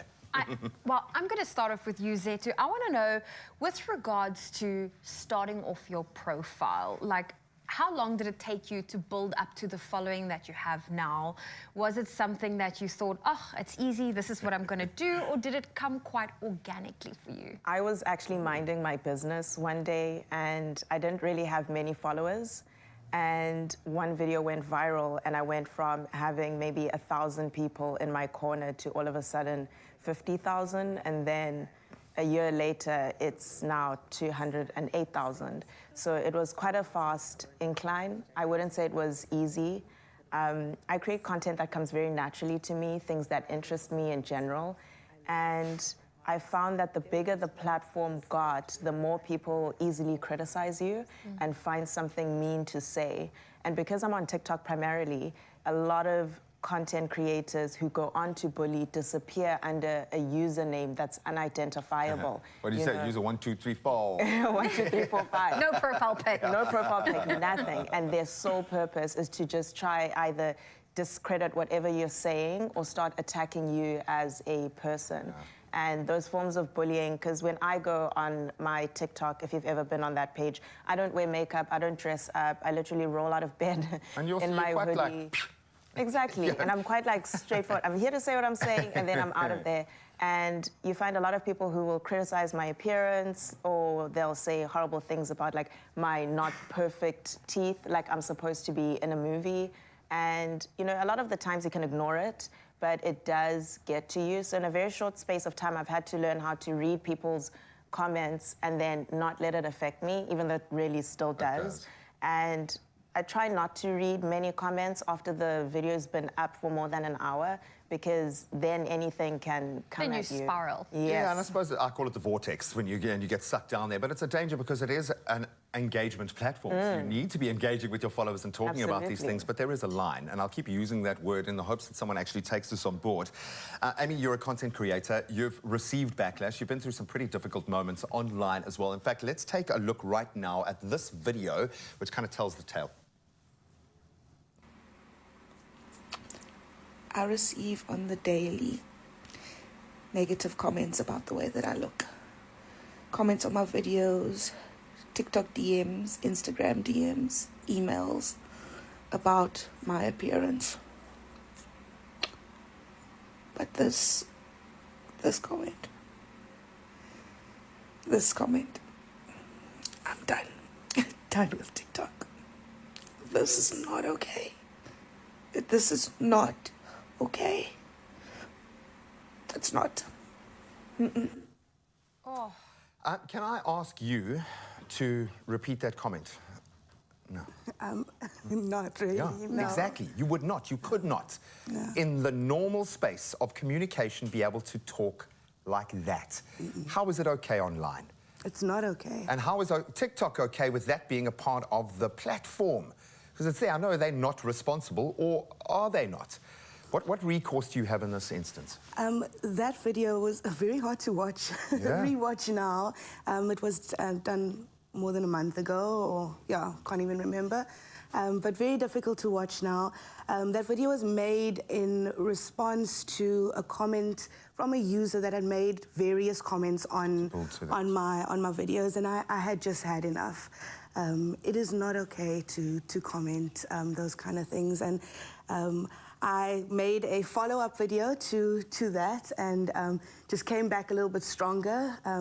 I took a little bit of time after that particular video, but we teach people how to treat us. Yeah. That's very important, and I truly believe that. We treat people how to treat us, and so I decided I'm not going to allow, and I'm not going to stand for anybody making these comments anymore. It's not stopping people, however, but we're not going to stand for it anymore. Well, exactly. And you know what? This is quite a difficult position to be in, especially if you are monetizing from your social media platforms. Have any of you ever reached a point where you're like, I am done. I'm ready to let go of social media, even if it's just for a time period? And did you follow through? I did that with my with my Twitter, sorry. And that's actually what made me first migrate onto TikTok. I found that South African Twitter is such a toxic, mean place that thrives. It might be, it better die. Kicking, yeah, that's it. It's such a place that thrives on being mean, on tearing people apart. It's not even, the trending topics are very rarely even related It's to a the punching name bag, that's trending. And I found that even though at that time in my life the negativity wasn't directed towards me, seeing so much negativity was kind of draining a percentage of the life I had in Well, it me. destroys your faith in humanity. Absolutely. And then when I have times where I cannot stand what people are saying in my comments, I will leave for a few days. I won't like announce like, oh, I'm taking a break. But it's really one of those, I just want to not be here anymore. I'd rather either watch other people's content than make my own. And I think a lot of people, again, you get comments like what she experienced, and people are like, then why are you still making content? It's like, because I enjoy this. I'm making all of this content by myself in my home. I've actually managed to create a community and connect with people on such a deeper level that I've never even met, but we share so much alike, and we have so much positivity between us. But it's almost like some people lack so much power in their real lives that they come online to feel empowered and as if they're in control by bringing everyone else around them It's down. that easy. Absolutely. It's They so can hide easy. behind anonymity. It gets completely real when it's interpersonal. And in this case, this was obviously just the most intense kind of engagement to go through, but it didn't drag you off the platform. You even said that you might leave or that you were done with TikTok, but you've chosen to turn this into a positive. How have you reframed that in your mind? There was a sound that was trending shortly after the video happened, and I've always done these. I can't dance. I really can't. I've tried my best. Oh, me too. I tried my best to but I've got 2 left feet, which is, but anyways. So I just sang, lip sync and sang, and the words of the song was just so powerful, and it brought me back. It made me realize that I am on this platform, not for anybody else, but for myself. I have gained amazing confidence just by creating videos, and this is for me. Yeah. It's for nobody else. So well, people get to benefit from the process, but seeing as we've put you through the traumatic moments, let's put you through one of the triumphant moments. Take a look at this.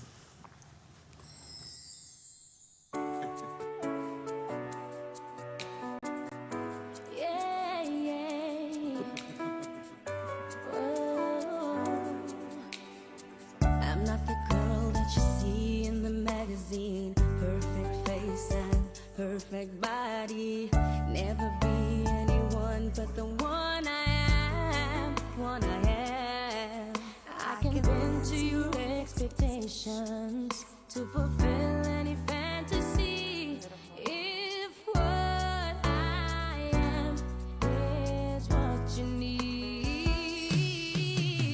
love me for me, and not for someone that I will never be. 'Cause what you get is what you see, and I can be any more than what. We see that hair toss, girl. We see that hair toss. I love it. And that shows the connection. Well done. And thank you so much, guys, for opening up a bit of vulnerability in this space as well, because I think your followers demand it. They need it. They do. Well, I just want to thank both of you for being here today and for sharing this. And of course, hopefully you were able to take some notes from Zetu as well as Amy on how to protect yourself online. And I always say this, parents, protect your kids, especially if you're going to give them cell phones, if they're going to be on these various platforms. Let's help protect those young minds and self-esteems so that we can grow into better adults. But that's it from us for now with what's trending on TikTok and going off the record. So stay tuned to your Feel Good Breakfast show. We've got more to unpack. Yeah, let's unpack that right now. And I think this is the perfect time to celebrate. What an incredible moment and overcoming so much. So for you, Mzansi, I think it's time to get ready to be blown away. Why? Because we've got a genre-fluid duo, right? Yeah, genre-fluid duo. We're talking about New Hero. They're joining us on the Expresso stage, and these South African maestros are powerful, and they are guaranteed to leave you wanting more. So let's give them a feel-good welcome! Yeah! Of course, familiar faces in Keaton. I see you, brother. I see you. Welcome. But Scotty, it's good to be able to chat to you today as well. We'll be catching this man in, but he's kind of like family. We know a lot about him already. But I want to talk to you about this duo, something that we can celebrate right now, and more so the fact that you guys came together, you collaborated, you merged, and you did something special. Take me through that moment and obviously the progression of your music since you started doing this thing, man. Yeah, well, I mean, we met when we were quite young. We used to DJ together. I went off, started doing rock and more guitar-based music. He went sort of dubstep and more electronic. Yeah. And then I think we were going for about 8 years, and we decided, you know what, let's just put everything aside and let's start making music together. And look, we've had a lot of success since we started. A lot of, we started more the pop space, and we've moved more towards the electronic side of things. But I think it's a crazy idea you had in the beginning. How dare you try and merge those sounds together? But at the same time, yes, we can celebrate the fact that it happened because it's so unique. And that's what I think is making you guys so special constantly. You never know what to expect. You never know what's coming next. And especially like the song, I Can't Sleep, something that you're about to perform. Talk to me about the inspiration behind this. I know there's not always something deep and meaningful in your songs. You'll be right about But it is deep to us because it gets us moving. It gets us feeling and enjoying something. And in a day like this, it gets us celebrating. But what's that reason for you? Why do you make this stuff? I'll tell you what, a lot of the times, myself and Keaton, we just tell stories through our music. It won't have a specific meaning, but we just sort of tell stories about our lives through our music. And it's more up to the listener to sort of make their own sort of, answer about what we're speaking about. All right, I'll absolutely love it. Well, without further ado, ladies and gentlemen, I'm going to leave you to derive your own answer after this incredible performance, and it's I Can't Sleep by New Hero. Take it away.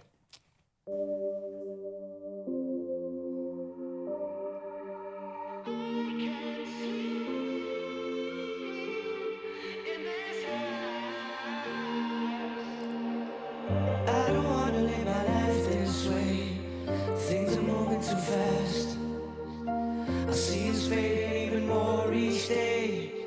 Yeah, I know I'm a mess, and I don't want you to see me like this, broken on the floor. I took you for granted when you were a gift, and you deserve more. So I don't wanna waste your time, not when all the thought was mine, but I can't sleep and I can't breathe when you're not beside me.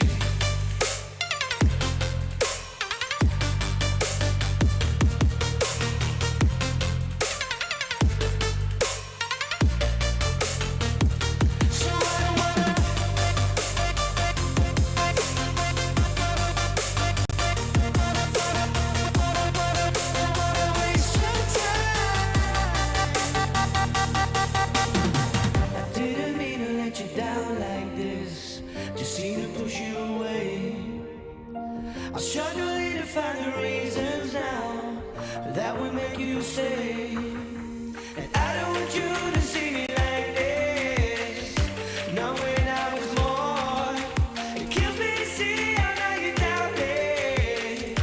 We've been here before, so I don't wanna waste your time, not when all the thought was mine, but I can't sleep and I can't breathe when you're not beside me.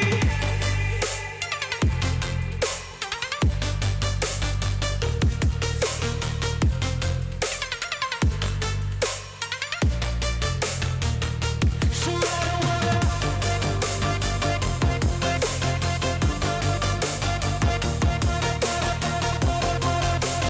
waste your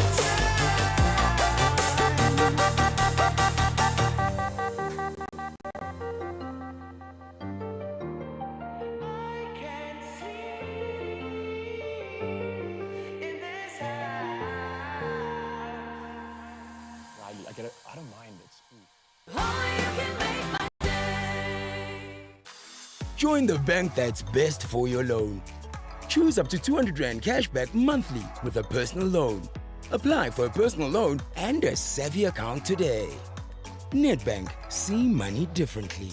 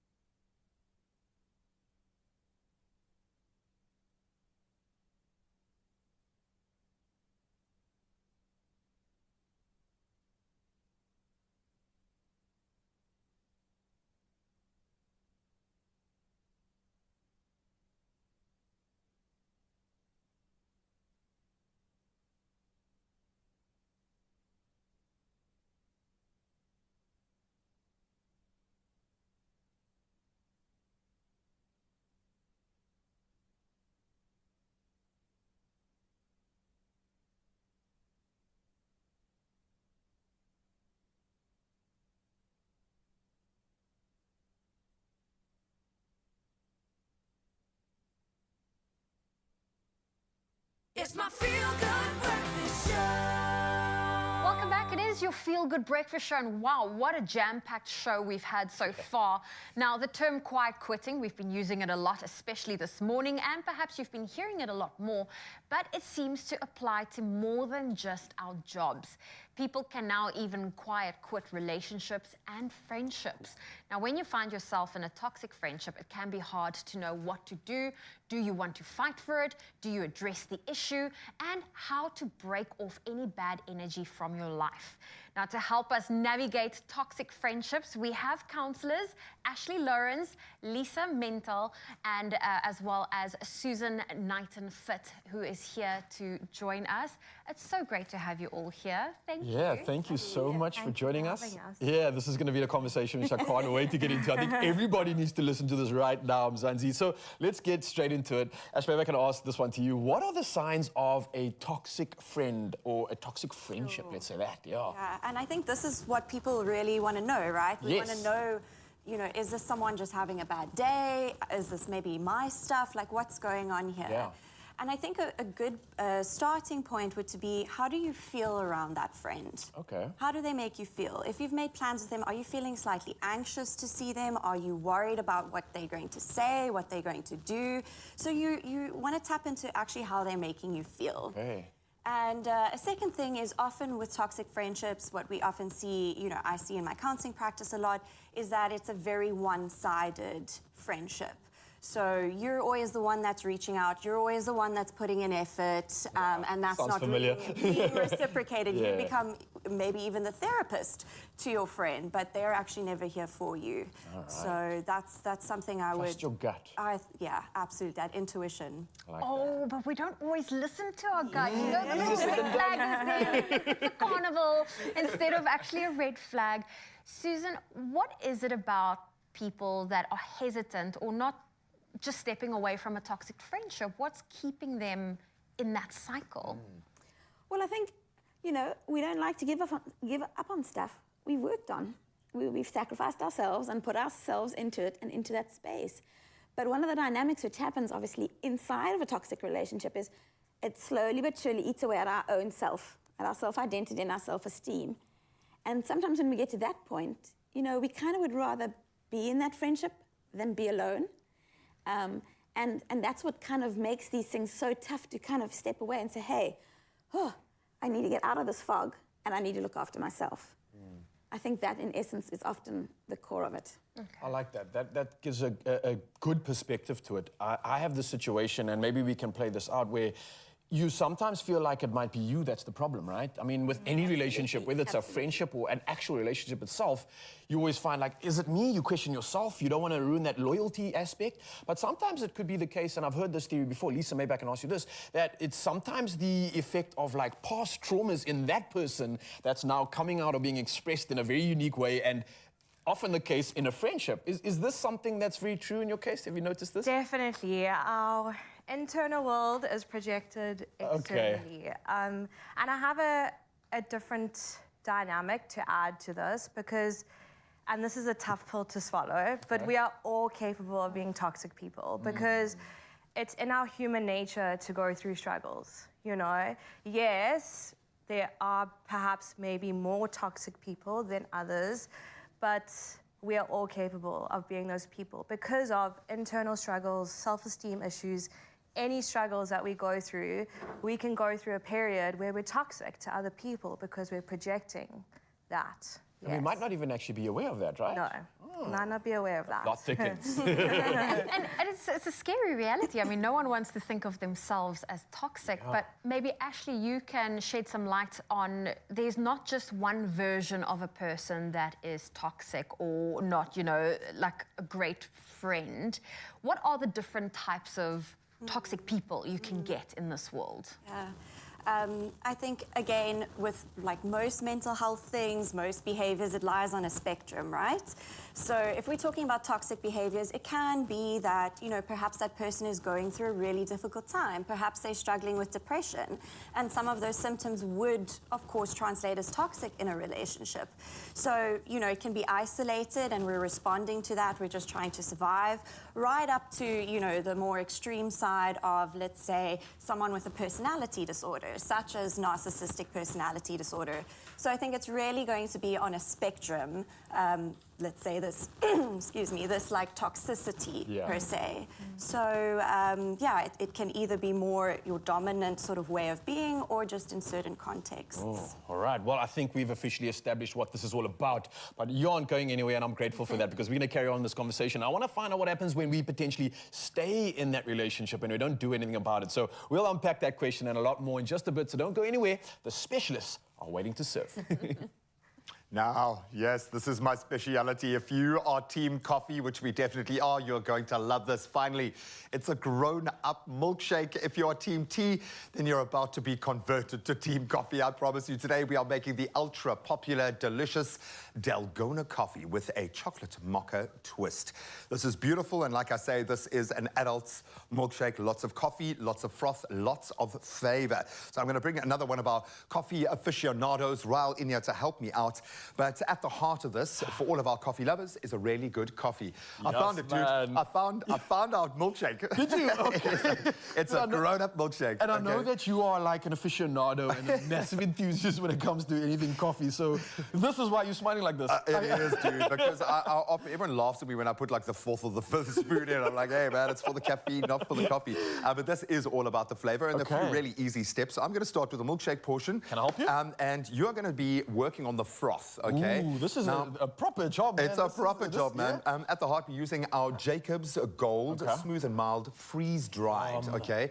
The joy here is when you freeze-dry something, you lock in that freshness, that flavor, as opposed to the spray-drying process. So if you want the one for your home, Jacob's is the way to go. And all of that flavor is obviously being unlocked once we prepare this once again, right? So it's all encapsulated, waiting for us to just enjoy it. They say 1 tablespoon. I'm going to say 3 tablespoons of coffee. The G edition. Exactly. No, but it's you want to work off the principle equal parts. You've got are we starting here first? Sugar. You can start mixing this together in the interim. You've got some boiled water to help dissolve the sugar, and then you've got your coffee. I'm going to start with the milkshake portion, which is kind of like a coffee chocolate smoothie. So we've got our ice.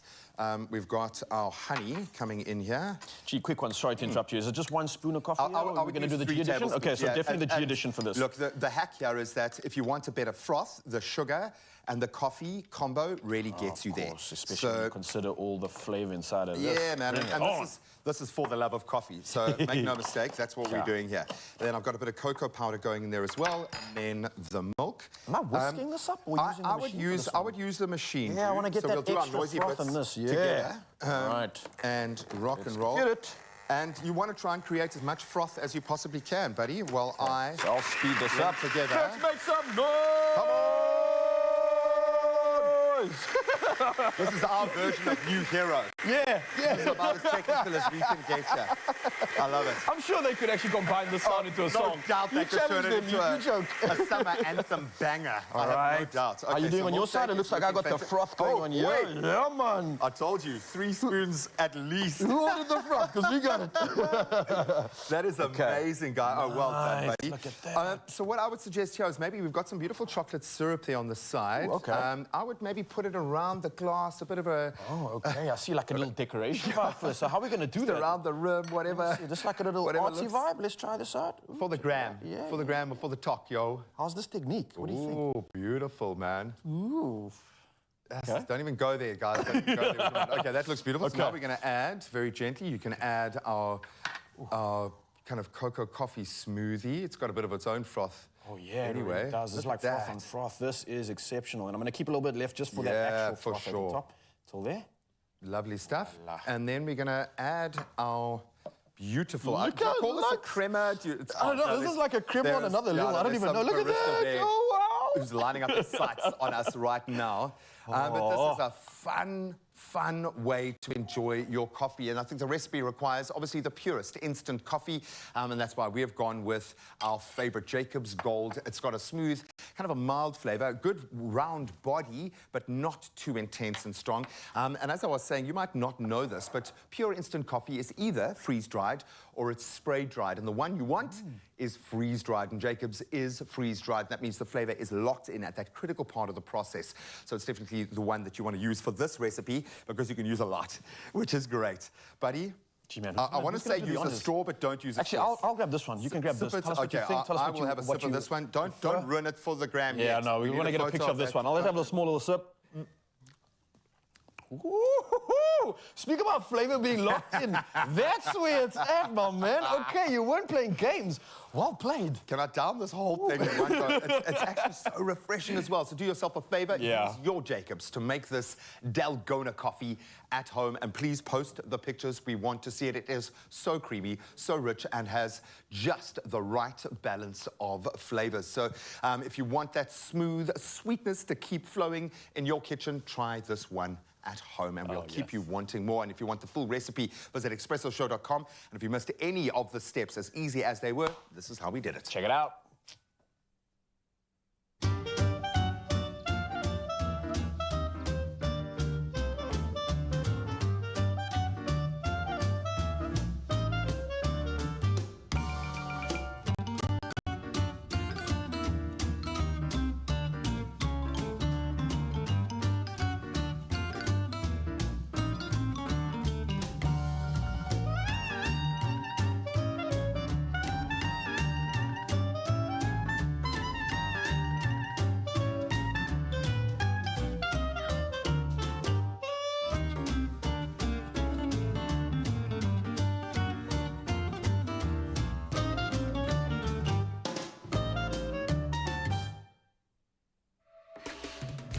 Here's to the coffee magicians.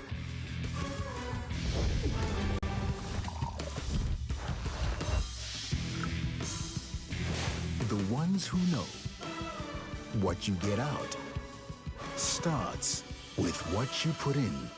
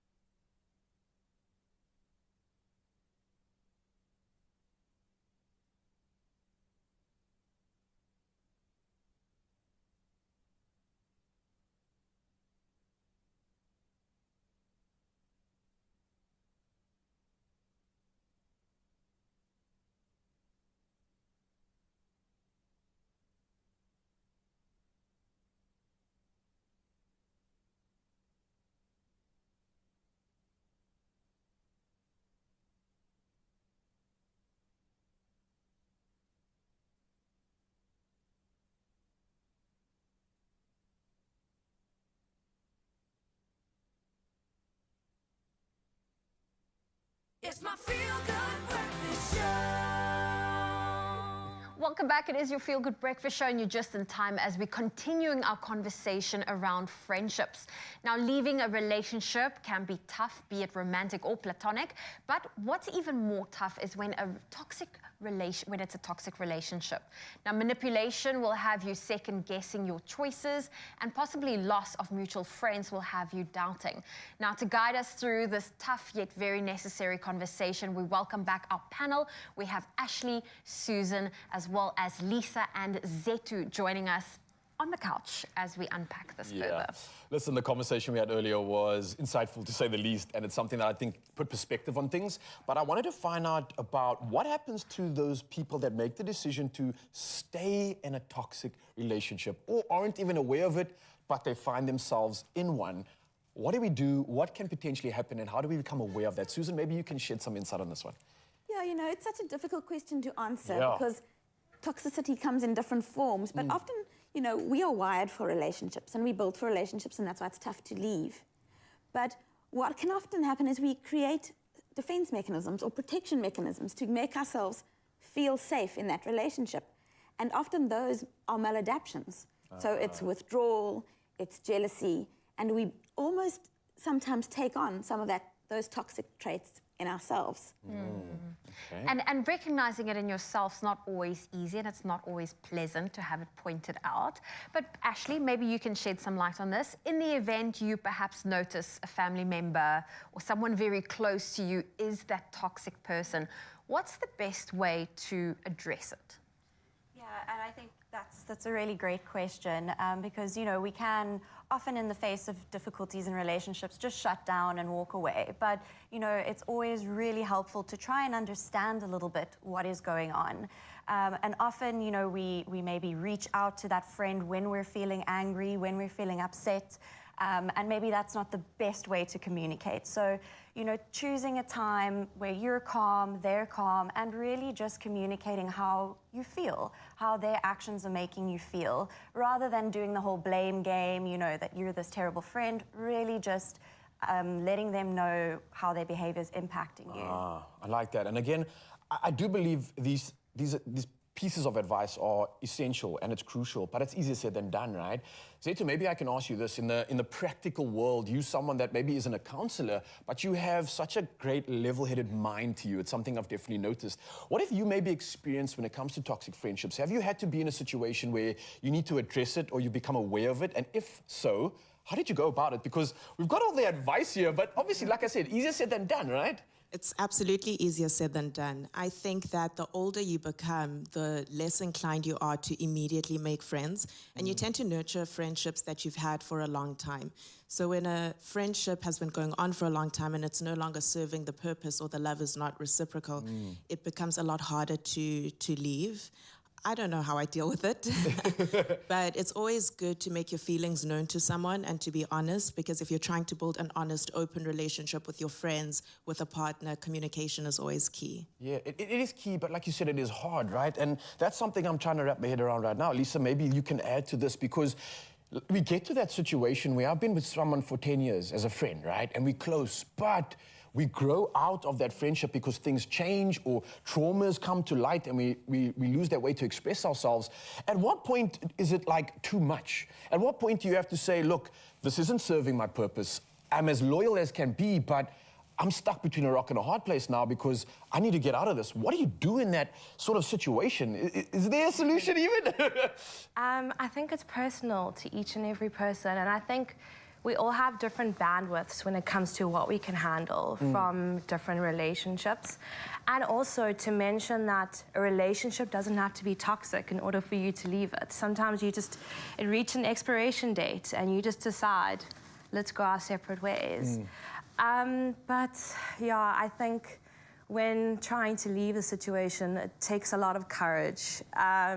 I don't think there's a right way. I think it's something that you can reflect on personally, and always when it comes to these difficult conversations, to be as calm and respectful as possible.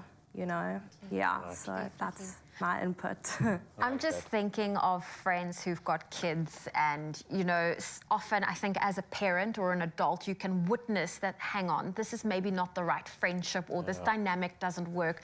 Susan, do you have advice for parents who perhaps could be witnessing their kids being in a toxic friendship that you know, how can the parent step in without interfering?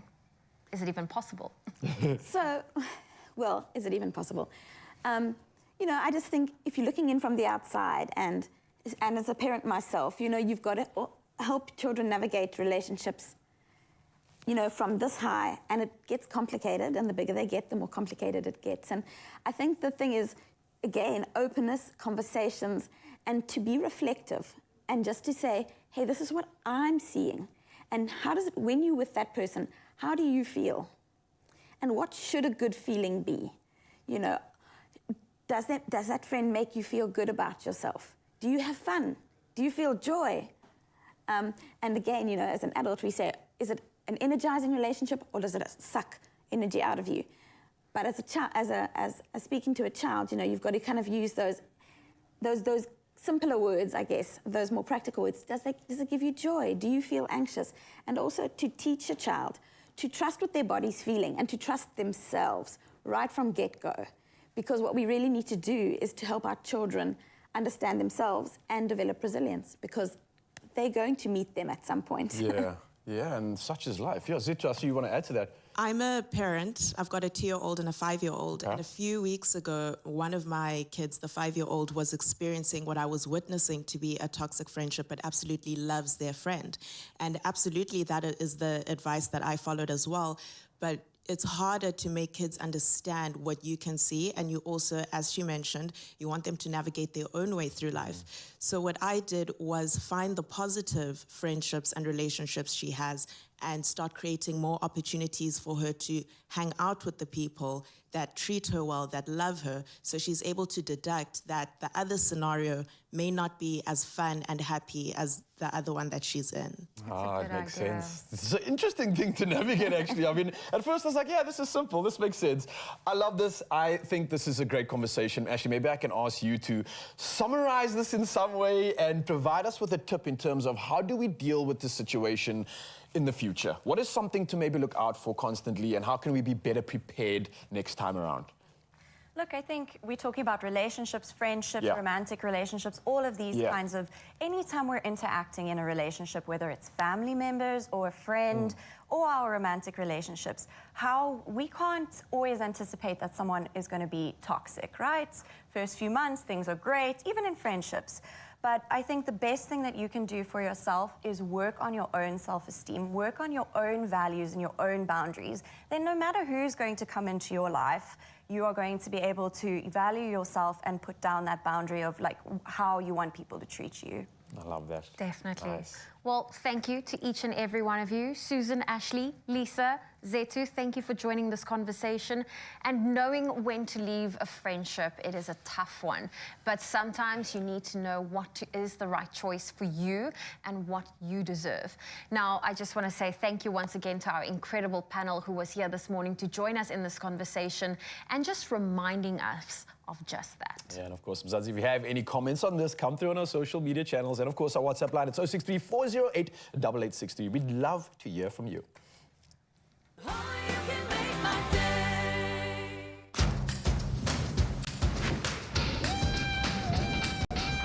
Making a cappuccino with thick creamy froth is now impressively easy.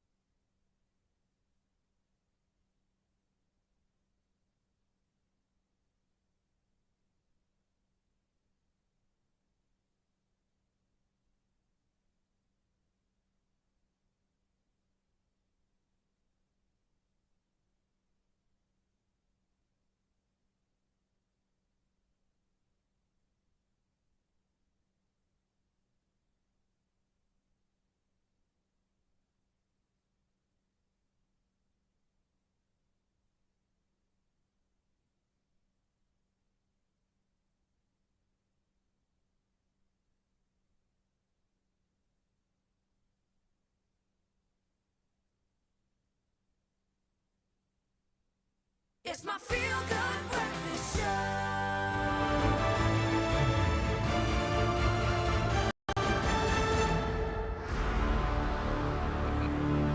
Welcome back as we hit the cinema. Of course, it's a massive week for film. Cannes, it doesn't matter. We want the films. And of course, we're going to take it on a trip around the world cinematically, courtesy of JP Sebastian, who's been sinking his teeth into some of the releases that look pretty exciting. No release dates here in South Africa, but obviously the world focusing on Cannes. Part of some festival eventually. Is it Cannes or is it Cannes? Someone send us a voice note. Yeah, please, a French person, please send us a note. So let's talk about... worst Pepe Le Pew accent. The mother of all lies. Yeah, and hey, you know what, South Africans, if we were also psyched about supporting Morocco during the World Cup, which I was, I'm sure you were. Yeah, we all got on that bus, yeah. And then, yeah, when this comes to SA, I'm sure that we're all going to be behind the mother of all lies. It is this fantastic mix that very few documentarians are trying and getting right. It's a weird thing, and I'd remind you of, I mean, if you've seen it, then you're lucky, but it's also really harrowing. Go watch something like The Act of Killing by Joshua Oppenheimer, greatest documentary ever made. Ridiculous. Wow, The Act of Killing, okay. Well, I say that with a warning. Be very careful about watching the documentary, very hairy. And yes, similarly, what the documentarian does is blends fiction with non-fiction. And so Ismail Mudir wants to discover what are these weird gaps in her memory of her childhood, the director of this documentary. And so questions a mother who has all these cryptic one-liners. She's almost bewitching and hypnotic in a way, even though she's just a mom. Builds a set then in their own home of what Casablanca in Morocco looked like back in the day, and has them play out these memories, because apparently all she has from her childhood is a photo of a little girl that's not even her. What the movie does is tie in her personal experience with the political experience of what Morocco was going through during what they refer to as the bread riots in the 80s. Man, as an African, I really should know more about this. But these visuals are really, to use that word that I abused earlier, hypnotic and trance. And very intimate and... There you go. Close. There you go. I like that. Yeah. Like you don't actually see anyone in full. It's only ever fractured parts. You feel like you're lying next to them the whole time. And it feels like they're lying to you, right? Because you're not seeing the whole picture. So that's incredible. I look forward to this. This is in the Uncertain Regard. I said that terribly. I'm not French. Cut me slack. I'm African. Yeah, hence the Cannes in that category. It's obviously not the most prestigious category, but it is a pretty high-up category, and it is a contender in there, nominated in the competitive section of Cannes in 2023. I'm excited about the way that looks. Yeah, it's really it looks beautiful and very powerful. Fallen Leaves. Take us to Helsinki to find love. What a strange poster. That is a haphazardly photoshopped dog in the middle. They really... Aki Kaurismäki has a history with weird comedy, and he's a fantastic director, and he's one of the greats. And if you go study film and media at any university... The thing is, you can't recreate a look of angst like that, okay? That's a moment in time. so badly done. That's a moment in time. Okay, so this looks like a very odd connection. Take us through this love story. You're trying to be very diplomatic. But no, he's known for his goofy comedies. But in the setting of people who are completely bland, I really miss, and I joked about this last week, movies about losers. Everything has to be slick and alpha and all that kind of stuff. But dude, 8 billion of us, most How about of us the rest of us? Yeah. are just trying to figure it out. And so Aki Kaurismäki makes these movies, which, by the way, even though he's so obsessed with flatness and blandness, they're so beautiful visually. The composition, look at that, almost chiaroscuro, which is sort of like his surname, types lighting. The photographic composition. So these two people, there we go. You know what I'm saying? You can see it looks like a photo come to life. Yeah, for sure. A dated photo come to life. And in the most normal, banal settings that we find ourselves, whether a pub, a laundromat, or in her blue-collar line of work, both of these people are blue-collar people who, through their entire existences, the characters have never experienced love, and it didn't seem to be a problem for them until this night that these star-crossed people find each other. Look at that. I mean, even that, just someone working in a factory, there's beauty all around us at the same time that mocks us in our loneliness. Yeah, he's got this very humanistic way of dealing with comedy, that these two strangers, like I said, don't know each other's names. They hit it off with just crossing each other in the street, and they wonder if they'll ever see each other again. Very lonely people. But Aki Kaurismäki is very, it's never laughing at people, it's laughing with people. Them, yeah. And even if the humor is super cruel, look at the poignancy in just a shot like that. It's got a noir feel to it too. This is in the category of Palme d'Or. We all know that name. Last year was Ruben Östlund who won that, who is now obviously on the jury, and he will be one of the people who selects. It's big. It's got a huge chance of winning, and hilariously is called the fourth part in the trilogy, his Proletariat trilogy. So Aki Kaurismäki, if you want to know more about good cinema, this is the guy you got to see it will come to SA at some point. It's a schooling. I love that. It is. Schooling. Now take us to China for Only the River Flows. Oh man, we've been getting some really interesting stuff from Asian cinema in terms of like just those detective sort of thrillers and mystery with this weird feel. Supernatural almost vibe to it. Yeah, because it has to do, again, similar to what we were talking about, like the mother of all lies, these sort of like hidden or covered pasts and all that kind of stuff. So last we had was Decision to Leave from Korea. We've had, you know, oh man, some great offerings just from Korea. But like you say, this one is from China. And the story from the author who you saw there at the front, who previously was with Zhang Yimou in 1994 at the Cannes. So this author who wrote the book has experience making these movies and has a huge chance of winning then again. Story being is that they're always set in these kind of dorps in China. Going through, wait, are we remembering the past the way we thought we did? There's a string of murder. Like a string of murders, serial killings that might be attached to some larger traumatic sort of like historic presence, but we'll find out more when that does come to some sort of festival year, maybe a Chinese film festival, maybe an art film festival, but we owe it to ourselves. Support the small ones too, not just the fasts and the furious. Well, it's a different lens to look at cinema through. The color, the light and shade, the stories, the even things that's pretty, eh? But this is it. You pick up so much just from the visual impact. Do yourself a favor. Go and track the films that he's tracking because there is something magical there. Connor can. Oh, thank you, gentlemen. Well, listen, this week we have taken on a 500 Rand food budget challenge where we bought a few ingredients and challenged ourselves to make 5 meals to feed a family of 4. Now, our first stop was Woolworths to shop their daily difference, and the total of our ingredients came to 495 Rand, which means we still had 5 Rand to spare.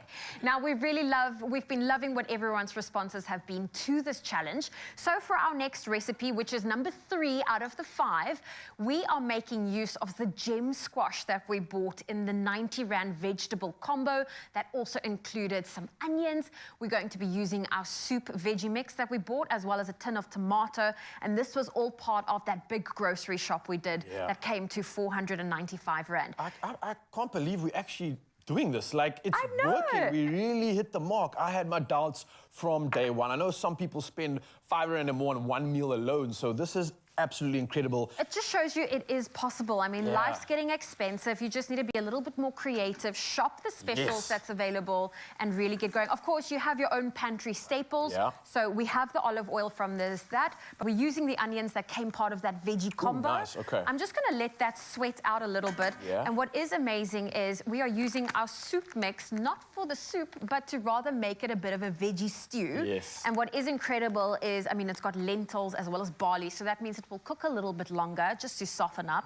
But that lentil and barley will really add volume to our meal and will keep you fuller for longer. And also there's some great nutritional value in there. I'm always one to get excited about good ingredients, and especially when it comes to barley, number one, it is a great source of high fiber, right? So that's going to be really great for the body. It's a good substance meal, so it's giving you a good carb. And on top of that, the lentils are also great. High in fiber, high in potassium, it's got fat, it's got protein as well. So it's a great vegan source of protein coming from our plants and from nature. And it's also going to provide good flavor, like Zoe says, and add substance to this meal. So you're ticking the boxes as well when it comes to health, because we've got protein, fat and carbs in here. So yes, please bring this on. It's not just budget friendly, but it's nutritionally good for you. Flavorful. So I'm adding some spices. We're playing around with cumin, coriander, as well as a little bit of chili. And then we're going to add our tin tomato. And of course, if you really want to make it spicy, you know, you can add more chili. You can play around. I was going to say, if Chef Clem was here right now, we'd definitely say add more chili.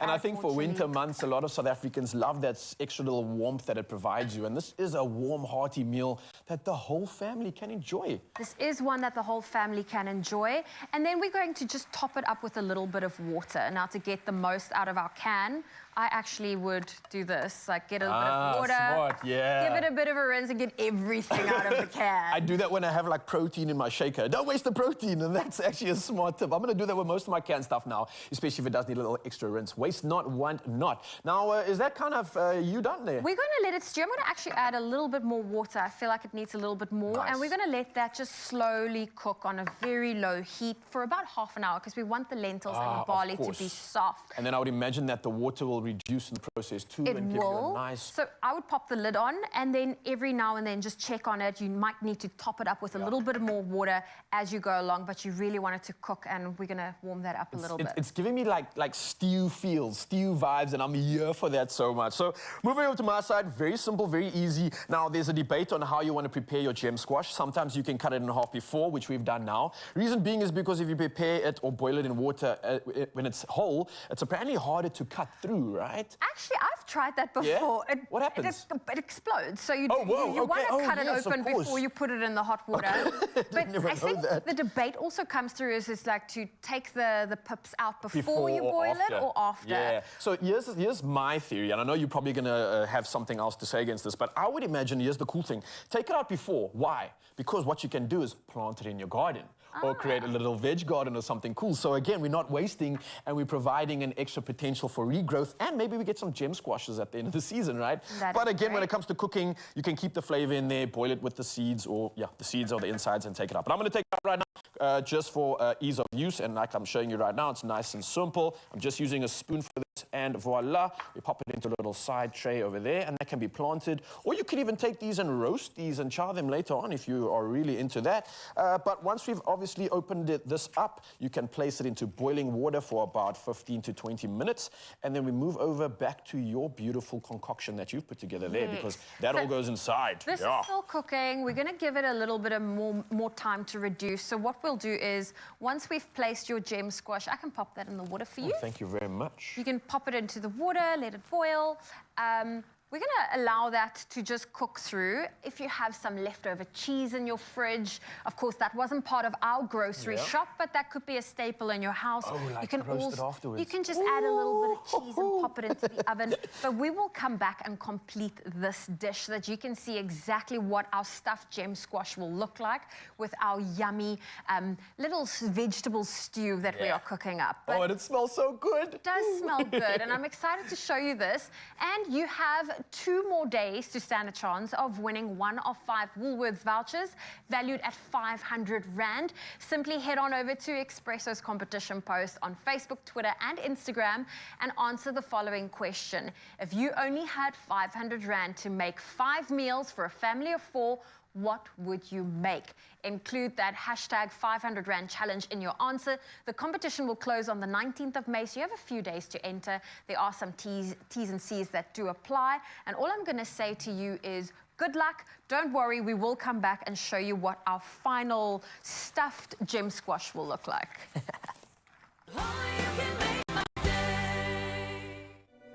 Whenever you have something really cold, and then you get this short, sharp kind of sensation, that's sensitivity. It can get worse. The problem is not going to go away by itself. I always recommend Sensodyne. It's specially designed to care for their sensitivity. And I've had people coming back to me saying it's made a difference. It works.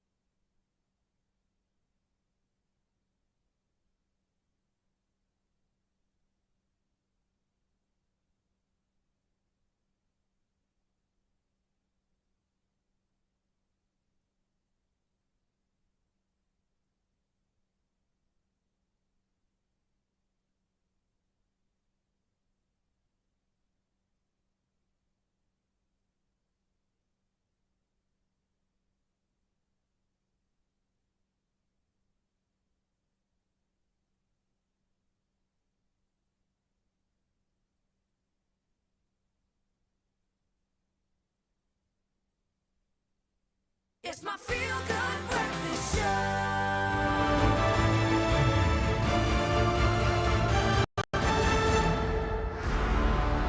Semi no evil, yeah, my friends. JP Sebastian is back to break it down once again. We're going to take a look at some of the heavy hitters, those big films that everyone's excited about. Trailers are coming out, Mission Impossible, the latest installment. But before we get there, let's hone in on a property that is an actual property that's haunted, that we have seen before. Very much a part of, as you try to explain it to me, the Disney ecosystem, not just the celluloid, but sweet. this form. The celluloid. Yeah, okay, so this cellu hard, cellu soft, celluloid. Haunted Mansion, what's it about? Is it the same film? Is it different? Haunted Mansion is exactly the same film you're thinking of, and similar to the vein of, remember with Pirates of the Caribbean, it was based on a ride that Disney had, and they wanted to promote the ride, and the movie became bigger than the ride. Haunted Mansion is also a ride at Disneyland, but I was happy to see some of these big faces. Danny DeVito, baby. Danny D, Trollfoot, Lakeith Stanfield, obviously, who people, I think, got their first sort of tiny introduction, was amazing in Get Out, you know, remember the nosebleed scene? And then please, people, do go watch Sorry to Bother You. It is an incredible movie. But aside from that, we've got Haunted Mansion is out this, well, July 28th in South Africa. So luckily, it's not one of these straight-to-streaming situations. And what I like is, you know, sometimes, look, a certain amount of horror or like being caught on the edge of your seat for a kid is important in life. Yeah. Like knowing that there are threats out there and that you have the bravery like these characters to navigate those threats. So it is a kid's horror movie in this way. And aside from that, Tiffany Haddish, you've got, oh man, Rosario Dawson, gorgeous woman, and just incredible actress, more importantly than all of that nonsense. Phenomenal, yeah. And story being is that a mother buys an old mansion, finds that it is haunted. Owen Wilson is back. Where's he been this whole time? For sure. Does he even have a part in the new Wes Anderson movie, Asteroid City? I can't remember offhand. But we will find out more about this come July 28th in SA. Like I said, maybe a good breath of fresh air for your kids, not necessarily to see everything as like a bed of roses. Yeah, a little bit of a thrill ride. And ain't it is nothing supposed wrong. to be a comic angle. I've got to be honest and say that, well, there you got Hassan Minhaj as well, famous comedian, that the comedy in the trailer might not necessarily be for the grown-ups. It might be too sort of bland for folks, but think of stuff like Night at the Museum, Ben Stiller. Sure, there are layers to it, which is great. We love that. Let's get into Surrounded. So, I mean, little ones like even Danny DeVito deserve their Great time, man. I love it. Take Colin, Danny. So, Surrounded is the one that you just mentioned. When was the last time that we've had Westerns? There's been this interesting research. Even in South Africa, we released 2 Westerns in the past 5 years or something like that. Both, you know, amazing. Five Fingers for Marseille, etc., etc. And yeah, we have Letitia Wright, who most recently obviously was Black Panther. For everyone. I don't know if I spoiled that for you. I'm sure the whole world has seen this by now. And finds herself in a Western, finds herself alongside an actor that we both have a big spot in our heart for, Jamie Bell. Yeah. And he's also one of these young talents. Say the name of the movie that people don't give enough credit to, The Eagle. The Eagle with Channing Tatum. Don't laugh, don't knock it. It's beautiful, man. Critics weren't sweet on that movie, but we've got a soft spot. And similarly, similar to The Eagle, remember that Channing Tatum and him have this dynamic of, well, who's the hostage taker and who's the owner, who's the slave, etc., love that dynamic. And where you're forced to lean on each other in a tough situation, whether you hate each other or love each other. And Letitia Wright is a Buffalo soldier who, from the heart of America, sorry, good morning, everyone. Never gonna have to listen to me sing for the rest of the segment. And she is ambushed by a bunch of outlaws in the Wild West of the United States, where she takes captive Jamie Bell, this excellent young actor. And they have to then navigate their way through realizing, wait, who is this fight for? Because you're a black woman in a country that sort of doesn't want you in this time that she was in, and well, arguably present day as well. Yeah. And he's an outlaw. Both of them outcasts in their own way. Why would she drag, his butt all the way through the desert to appease who, and for what ends exactly, if she's just going to get her butt beat by the end of the day too? So I think there was a recent TV series that had a similar sort of dynamic, Kate Winslet, and there was an actor of First Nations origin in the United States too.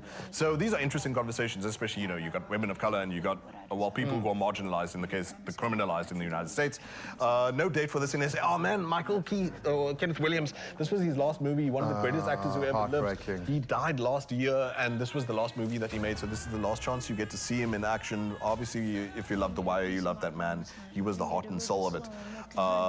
Beautiful. And yeah, who is in the mood for Western once in a while? Yeah, and I love it. am. Because it also tells a modern narrative in an old way, which might fly under the radar. I absolutely love Which that. a lot of these Westerns really are trying to do, like trying to reapproach these questions of masculinity. All that stuff was macho, Clint Eastwood, you know, giving every man he wanted with like a single bullet from whatever. But these questions really have to be asked about the mythos that we built around the Wild West, and if that can be transplanted into the way we conceive ourselves today, whether as men, whether as society. Played a part, 100%. All right, very quickly, Mission Impossible: Dead Reckoning, Part 1. It sounds like just a normal Tuesday for Ethan Hunt. Show the front end, show the reel. And your normal Tuesday is like a near-death experience for Tom Cruise every single day. This dude lies in bed and just thinks about, wait, when next can I die and how? Like he's just watching, like, I don't know, scientific endeavors, like, how can I jump into a black hole? Christopher Nolan needs to hook up with this guy, I'm sure. Yeah. Tom Cruise is a mad person. Guys, July 14th in South Africa, I have a lot of respect for who they refer to lovingly as the white man's Jackie Chan. This stunt, good grief, 6 times that he jumped off a cliff and parachuted from a scrambler. JP just needs to hoe his back at this point. This trailer only came out last night. And dude, an amount of profanities and expletives that I want to use that I can't use on live TV. It is so exciting. I'm so excited about some of the look of this. Like even tiny details, like as a Metal Gear Solid fan. There we go. There's our Metal Gear Solid look. Rebecca Ferguson, Lady Jessica, Tom Cruise, July 14th. We're going to have me in more cogent English words than just my weird screech of excitement. No, we are not. If our history speaks anything, we're going to become bigger 3-year-olds the closer we get to the release of this film. Likewise, June, any film that gets us this excited is there for the win. Absolutely love it, JP. Thank you so much for doing the deep dive, John my Wick, friend. the only action movies left. Anyway, see you tomorrow to talk about Fast and Furious. Oh, well, listen, joining us is the amazingly talented duo New Hero, consisting of Scotty Moore and Keaton Carlson. Now, they have been booked and busy, and it's been incredible to see how they have taken the music scene by storm. But just last week, they released a brand new song called The River. Scotty, what is it all about? I was actually at the Orange River at a place called The Grocery, and I was just sitting like on the banks of the Orange River, and it just came to me, and I basically wrote the song called The River on the banks of the Orange River. That is incredible. How's the response been to your music? It's been pretty good. We've been quite fortunate, myself and Keaton, and yeah, I think this one will do well. I think so. I hope so. I hope pretty so. sure of it. I'm pretty sure of it. Well, listen, the last time you guys were on Expresso, you also released your track Smiling, which had gotten a lot of airtime.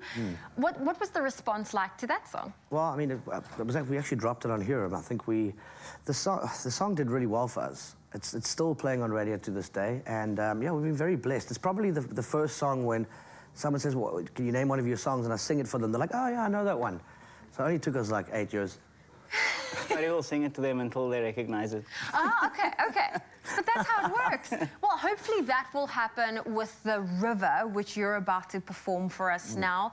It is brand new. They released it just yesterday, well, last week, and they are here to perform on your Feel Good Breakfast show. Here is New Hero with their track, The River.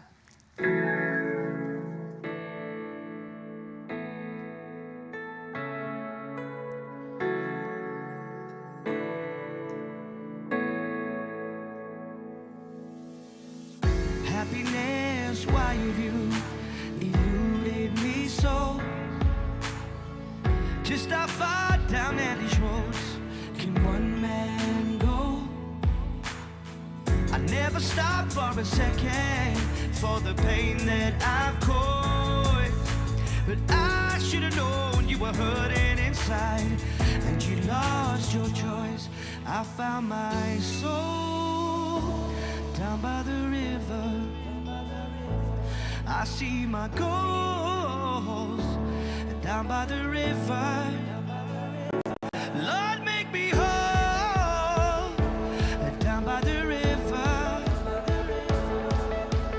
I should have known you were hurting inside. I found my soul down by the river.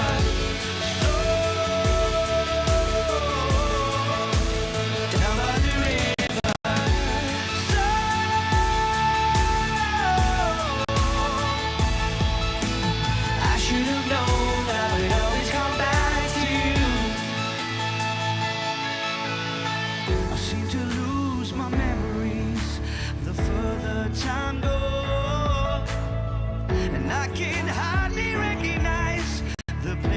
I called home. I only stopped for a second, and then I got lost. But I should have known you were hurting inside, and you lost your choice. I found my soul down by the river. I see my goals down by the river. Lord, make me whole down by the river. I should have known you were hurting inside. I found my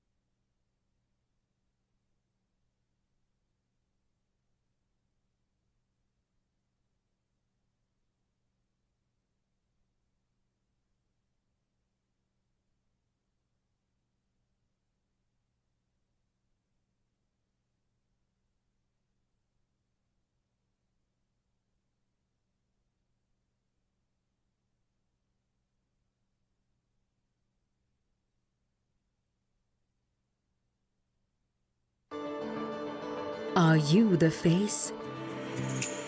We're looking for 3 fabulous women to be the face of Gynegard. Win a Fiat 500, 50,000 Rand cash, cover girl status, and so much more. To enter, buy and try any Gynegard product and tell us about it at faceofgynegard.co.za. You could be the one. It's my feel-good breakfast show.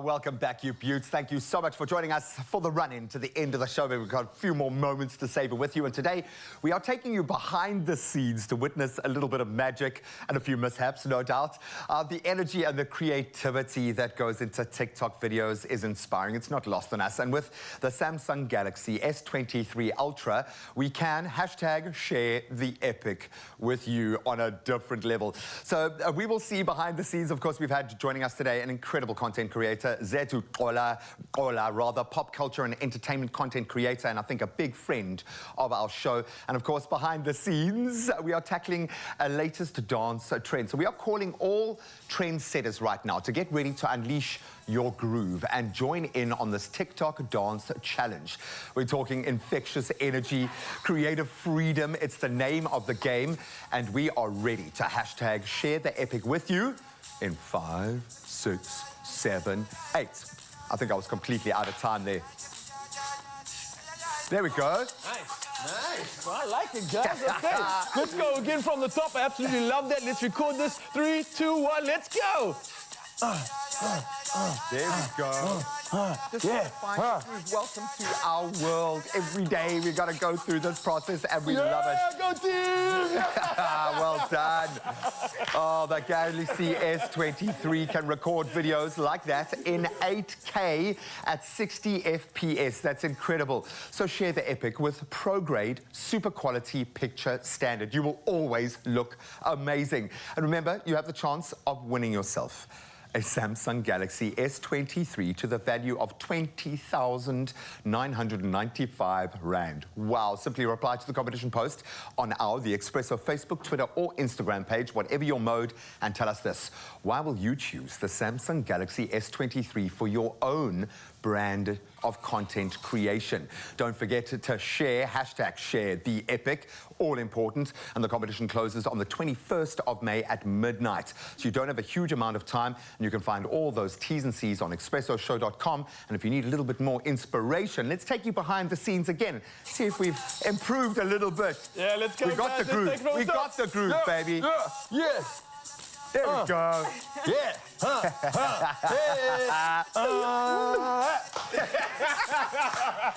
Ready? Wow. Mia, can you send me that? Sure. Can you send me that? Hey, can you send me that?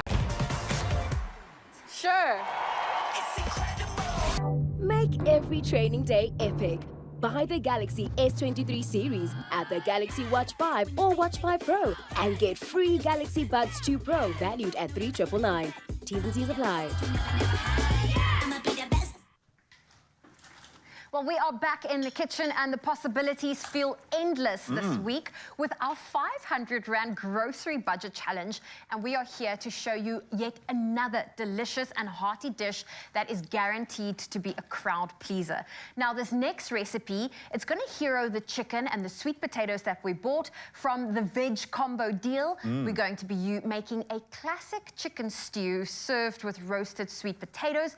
And before we get into this recipe, I just wanted to show you the budget-friendly meal we made earlier was our gem squash with that tomatoey chicken, in fact, the soup stew, a veggie pack that we got. Beautiful. And that is what it looks like. And I mean, that's going to be filling. Oh, it is so nutritious as well, the textural elements, but the amazing amount of flavors that you were able to combine in such a simple dish and find that nutrient balance. Absolutely beautiful. And I love the fact that we had to lean on our kind of the options that were available to us in the moment. And you might think that it's a sales algorithm, but it's not. It's there to help you build this balance of flavor and nutrition. Definitely. That's the whole point. Definitely. So now we're moving on to our next dish. So we will use our chicken, season it with a little bit of oil, salt and pepper, a little bit of oil, and just brown it in your pan. Okay, to caramelize. Cool. To caramelize. Once it's brown, you take it out, and we've got our ready-made chicken over here. And we're going to use the same pan. I've just added some, there's no need for extra oil because we've still got some oil left over from the chicken. The fats of the chicken, cool. Yes, so we're adding our onions, and we're going to go around with our spices. We've got some cumin, coriander, some curry spice, as well as a little bit of chili. And that's really going to build the flavor profile that we want and love from a delicious chicken stew. I love that. I think the notion of transferring the flavors into the oil that become the common thread throughout the dish is something I've learned from cooking curries from the base up. But if you're wanting to overload the flavor component in a vegetable curry or something like this to take it to a high level, the flavors that explode within the curry mix within a good garam masala, you can elevate anything, just even a butternut, into a spectacular main. This is such a clever flavor profile to follow when making a lot out of a little. I think it's a brilliant, brilliant way to approach it. There we go. I'm going to add our tinned tomato. We're going to add that in, as well as a little bit of flour just to thicken up our base. Cool. I'm going to give that a good stir. And then now, obviously, our base is relatively on the thicker side. We want it to be a little bit more stewy and saucy. sauce, So we're going to add a little bit of water to this before we replace our chicken and just allow that to cook through. Oh, and all those flavors. The longer they cook, the better they will combine or infuse. Oh, beautiful. I this mean, is the a smells great coming off there are base. insane. Yes. So, Graham, in front of you have got our sweet potatoes, and we're going to line them on our baking sheet, drizzle them with some olive oil. You can season them with some salt and pepper, and that's going to go straight into the oven. Okay. Those are our ready-made ones. These are our ready-made ones. So I'm just going to snip the top off here. And sweet potatoes, nutritionally, obviously amazing, great energy. And a flavor profile that just develops. And I think roasting them is definitely the way to go. You get that nuttiness, the sweetness gets kind of activated, and it becomes a lovely base. When you've got the strong flavors like a stew or a curry like this, it becomes a beautiful foil for that. So that can be popped into our oven. I'm going to just add a bit more seasoning along the way. And you really want that to develop that nutty flavor. It's all about the roasting process and what that does to developing the flavor profile. So we've got our ready-made, beautiful sweet potatoes here. What's the next step? So here you can actually, if you want to put it back in that bowl, we're going to serve it in there. You can cut it open and then maybe just flatten it with a fork, and our sweet potato will become the base. I love that. So if you want to go rice-free with your stew, you make use of sweet potato. And we did. I'm just going to, there we go. There we go. Look at that. Oh, and that beautiful color as well. Stunning. And this, I like the rustic nature. There we go. That comes with it. Now here we have got our, obviously our chicken is fully cooked through, but you will obviously at home allow this to cook through fully. You don't want to serve raw chicken. 100%. And your sauce will thicken up, but you will serve this on top. So if you want to bring your plate closer.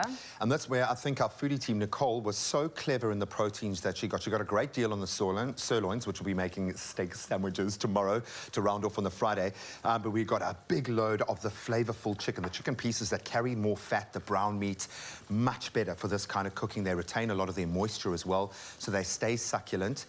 Anything cooking around the bone with this kind of fat says to me flavor, flavor, flavor. Flavor, Completely. flavor. And you also obviously would dish up with a spoon, get that sauciness in Oh there. my word, just pour it down into the... You can grab a spoon there for me. I Just think get that you- would make it so much easier. Oh, here we go. Here we go. You can try with either. I'll just soften this up. Oh, that smells amazing. I'm thinking you almost want to double the sauce load so you can just literally have like a bowl of that sauce just dripping and flowing around the sweet potato, but that is going to be beautiful. And perfect for winter, a warm, hearty meal. Comfort food. Proper comfort food. That looks Here we go. spectacular, And this is another meal that we made within our 500 Rand budget. That shop we did at the start of the month, well, at the start of the week. And you have some great options to play around with. Absolutely hearty, healthy, something that the whole family will love. And obviously, if you want to build on this, use what you've got in your pantry. If you've got some beautiful garam masala, beautiful kind of herb range, whatever you want to do, you know your flavor palette, go for it. Well, if you want to get your hands on these incredible recipes, the one we showed you earlier, as well as this one, it is on our website, expressoshow.com. And you also stand a chance of winning. Now, you can win one of 5 Woolworths vouchers valued at 500 Rand. Simply head on over to our Expresso competition post that's on Facebook, Twitter, and Instagram, and answer the following question. If you only had 500 Rand to make 5 meals for a family of 4, what would you make? Include that hashtag 500 Rand challenge in your answer. The competition closes on the 19th of May, so get those entries in. There are some T's and C's that do apply.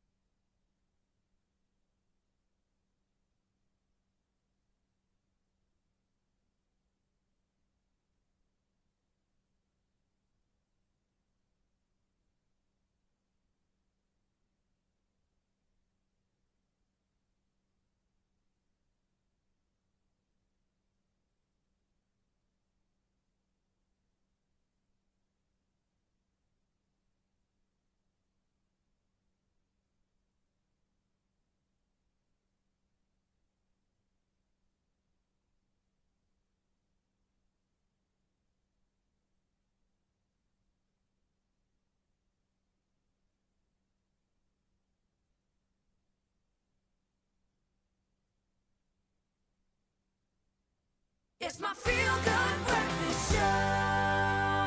Move that coffee table, it's time to dance, baby. Joining us is the amazingly talented duo, New Hero. Obviously, Scotty Moore, Keaton Carlser. And of course, they are about to now jump into another performance that is going to raise the roof with a young friend joining them as well. Signal is here to break it down. Let's enjoy. Well, it's a dark and lonely road, my life. Yeah. Only thing on my mind is chasing that gold. It's all that I can think about when life gets so cold. Hey. So cold. 'Cause everybody want moolah. A pool of money to dive in, just enough to survive. Multiplied by 5, just a nice little house with a real good wife. Time Zuma, till I can't afford the BM, I rock the Pumas. 50 rand cigars, the lady promised it's Cuban. I'm only human, assuming what you distribute is good for me, so I consume it. I just wanna be one of the cool kids. It's nothing really, I got no future, no one has to give. I wake up at 6, then I come home at 12. Baby mama yells, I woke up the kids, maybe I should quit. I don't even mind, but I gotta feed them, and they ain't even mine. So when I'm chase shopping, I'm getting least 3 or 5. Just for show, it don't even have to be my size. Even if it kills me, I gotta feel alive. Only thing on my mind is chasing that gold. 'Cause everybody want gold. It's all that I could think about. Nothing less but the best, second place, no. Oh, I'm trying to figure out how my tail gets. 'Cause everybody want gold. Working in a 9 to 5, stuck in this home. Yeah, hey, we want that low V-Tech or that V-Dub. The whip gotta go sideways over speed bumps. Move out to live in the burbs is what we want, to cut ourselves off from the hood like a tree stump. They say it's better to be broke, money don't mean love. But even if the whole world hates me, I'd rather be Trump. What you know about growing up lower class? Always show up last, sewing holes in pants, always shoulder pads, getting approached by gangs, trying to hold your own and be a man and to never know a dad. I know 80% of them won't feel it, but these grown man bars, something they gotta deal with. Shout out to ODB, shout out to class, shouts to every better rapper holding on the craft. Coming for that down crowd, you better recognize, even if it kills me, I gotta feel alive. Ay, 'cause everybody want gold, nothing less but the best, second place, no. Gotta dress to impress, something fresh, keeping up with trends, gotta stop in the stress, yeah. The only thing on my mind is chasing that. 'Cause everybody want gold.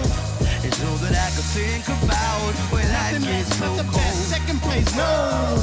No, I'm trying to figure out how my tail gets. 'Cause everybody want gold. Working in a 9 to 5, stuck in this hole. Well, it's a dark and lonely road, my life.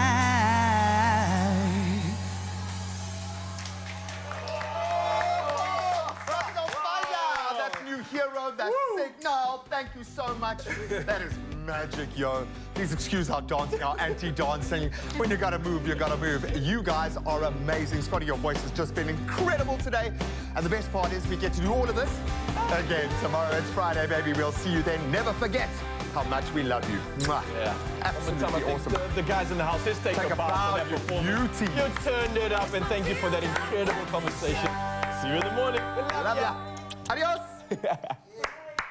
Yeah, beauties. Another feel-good production.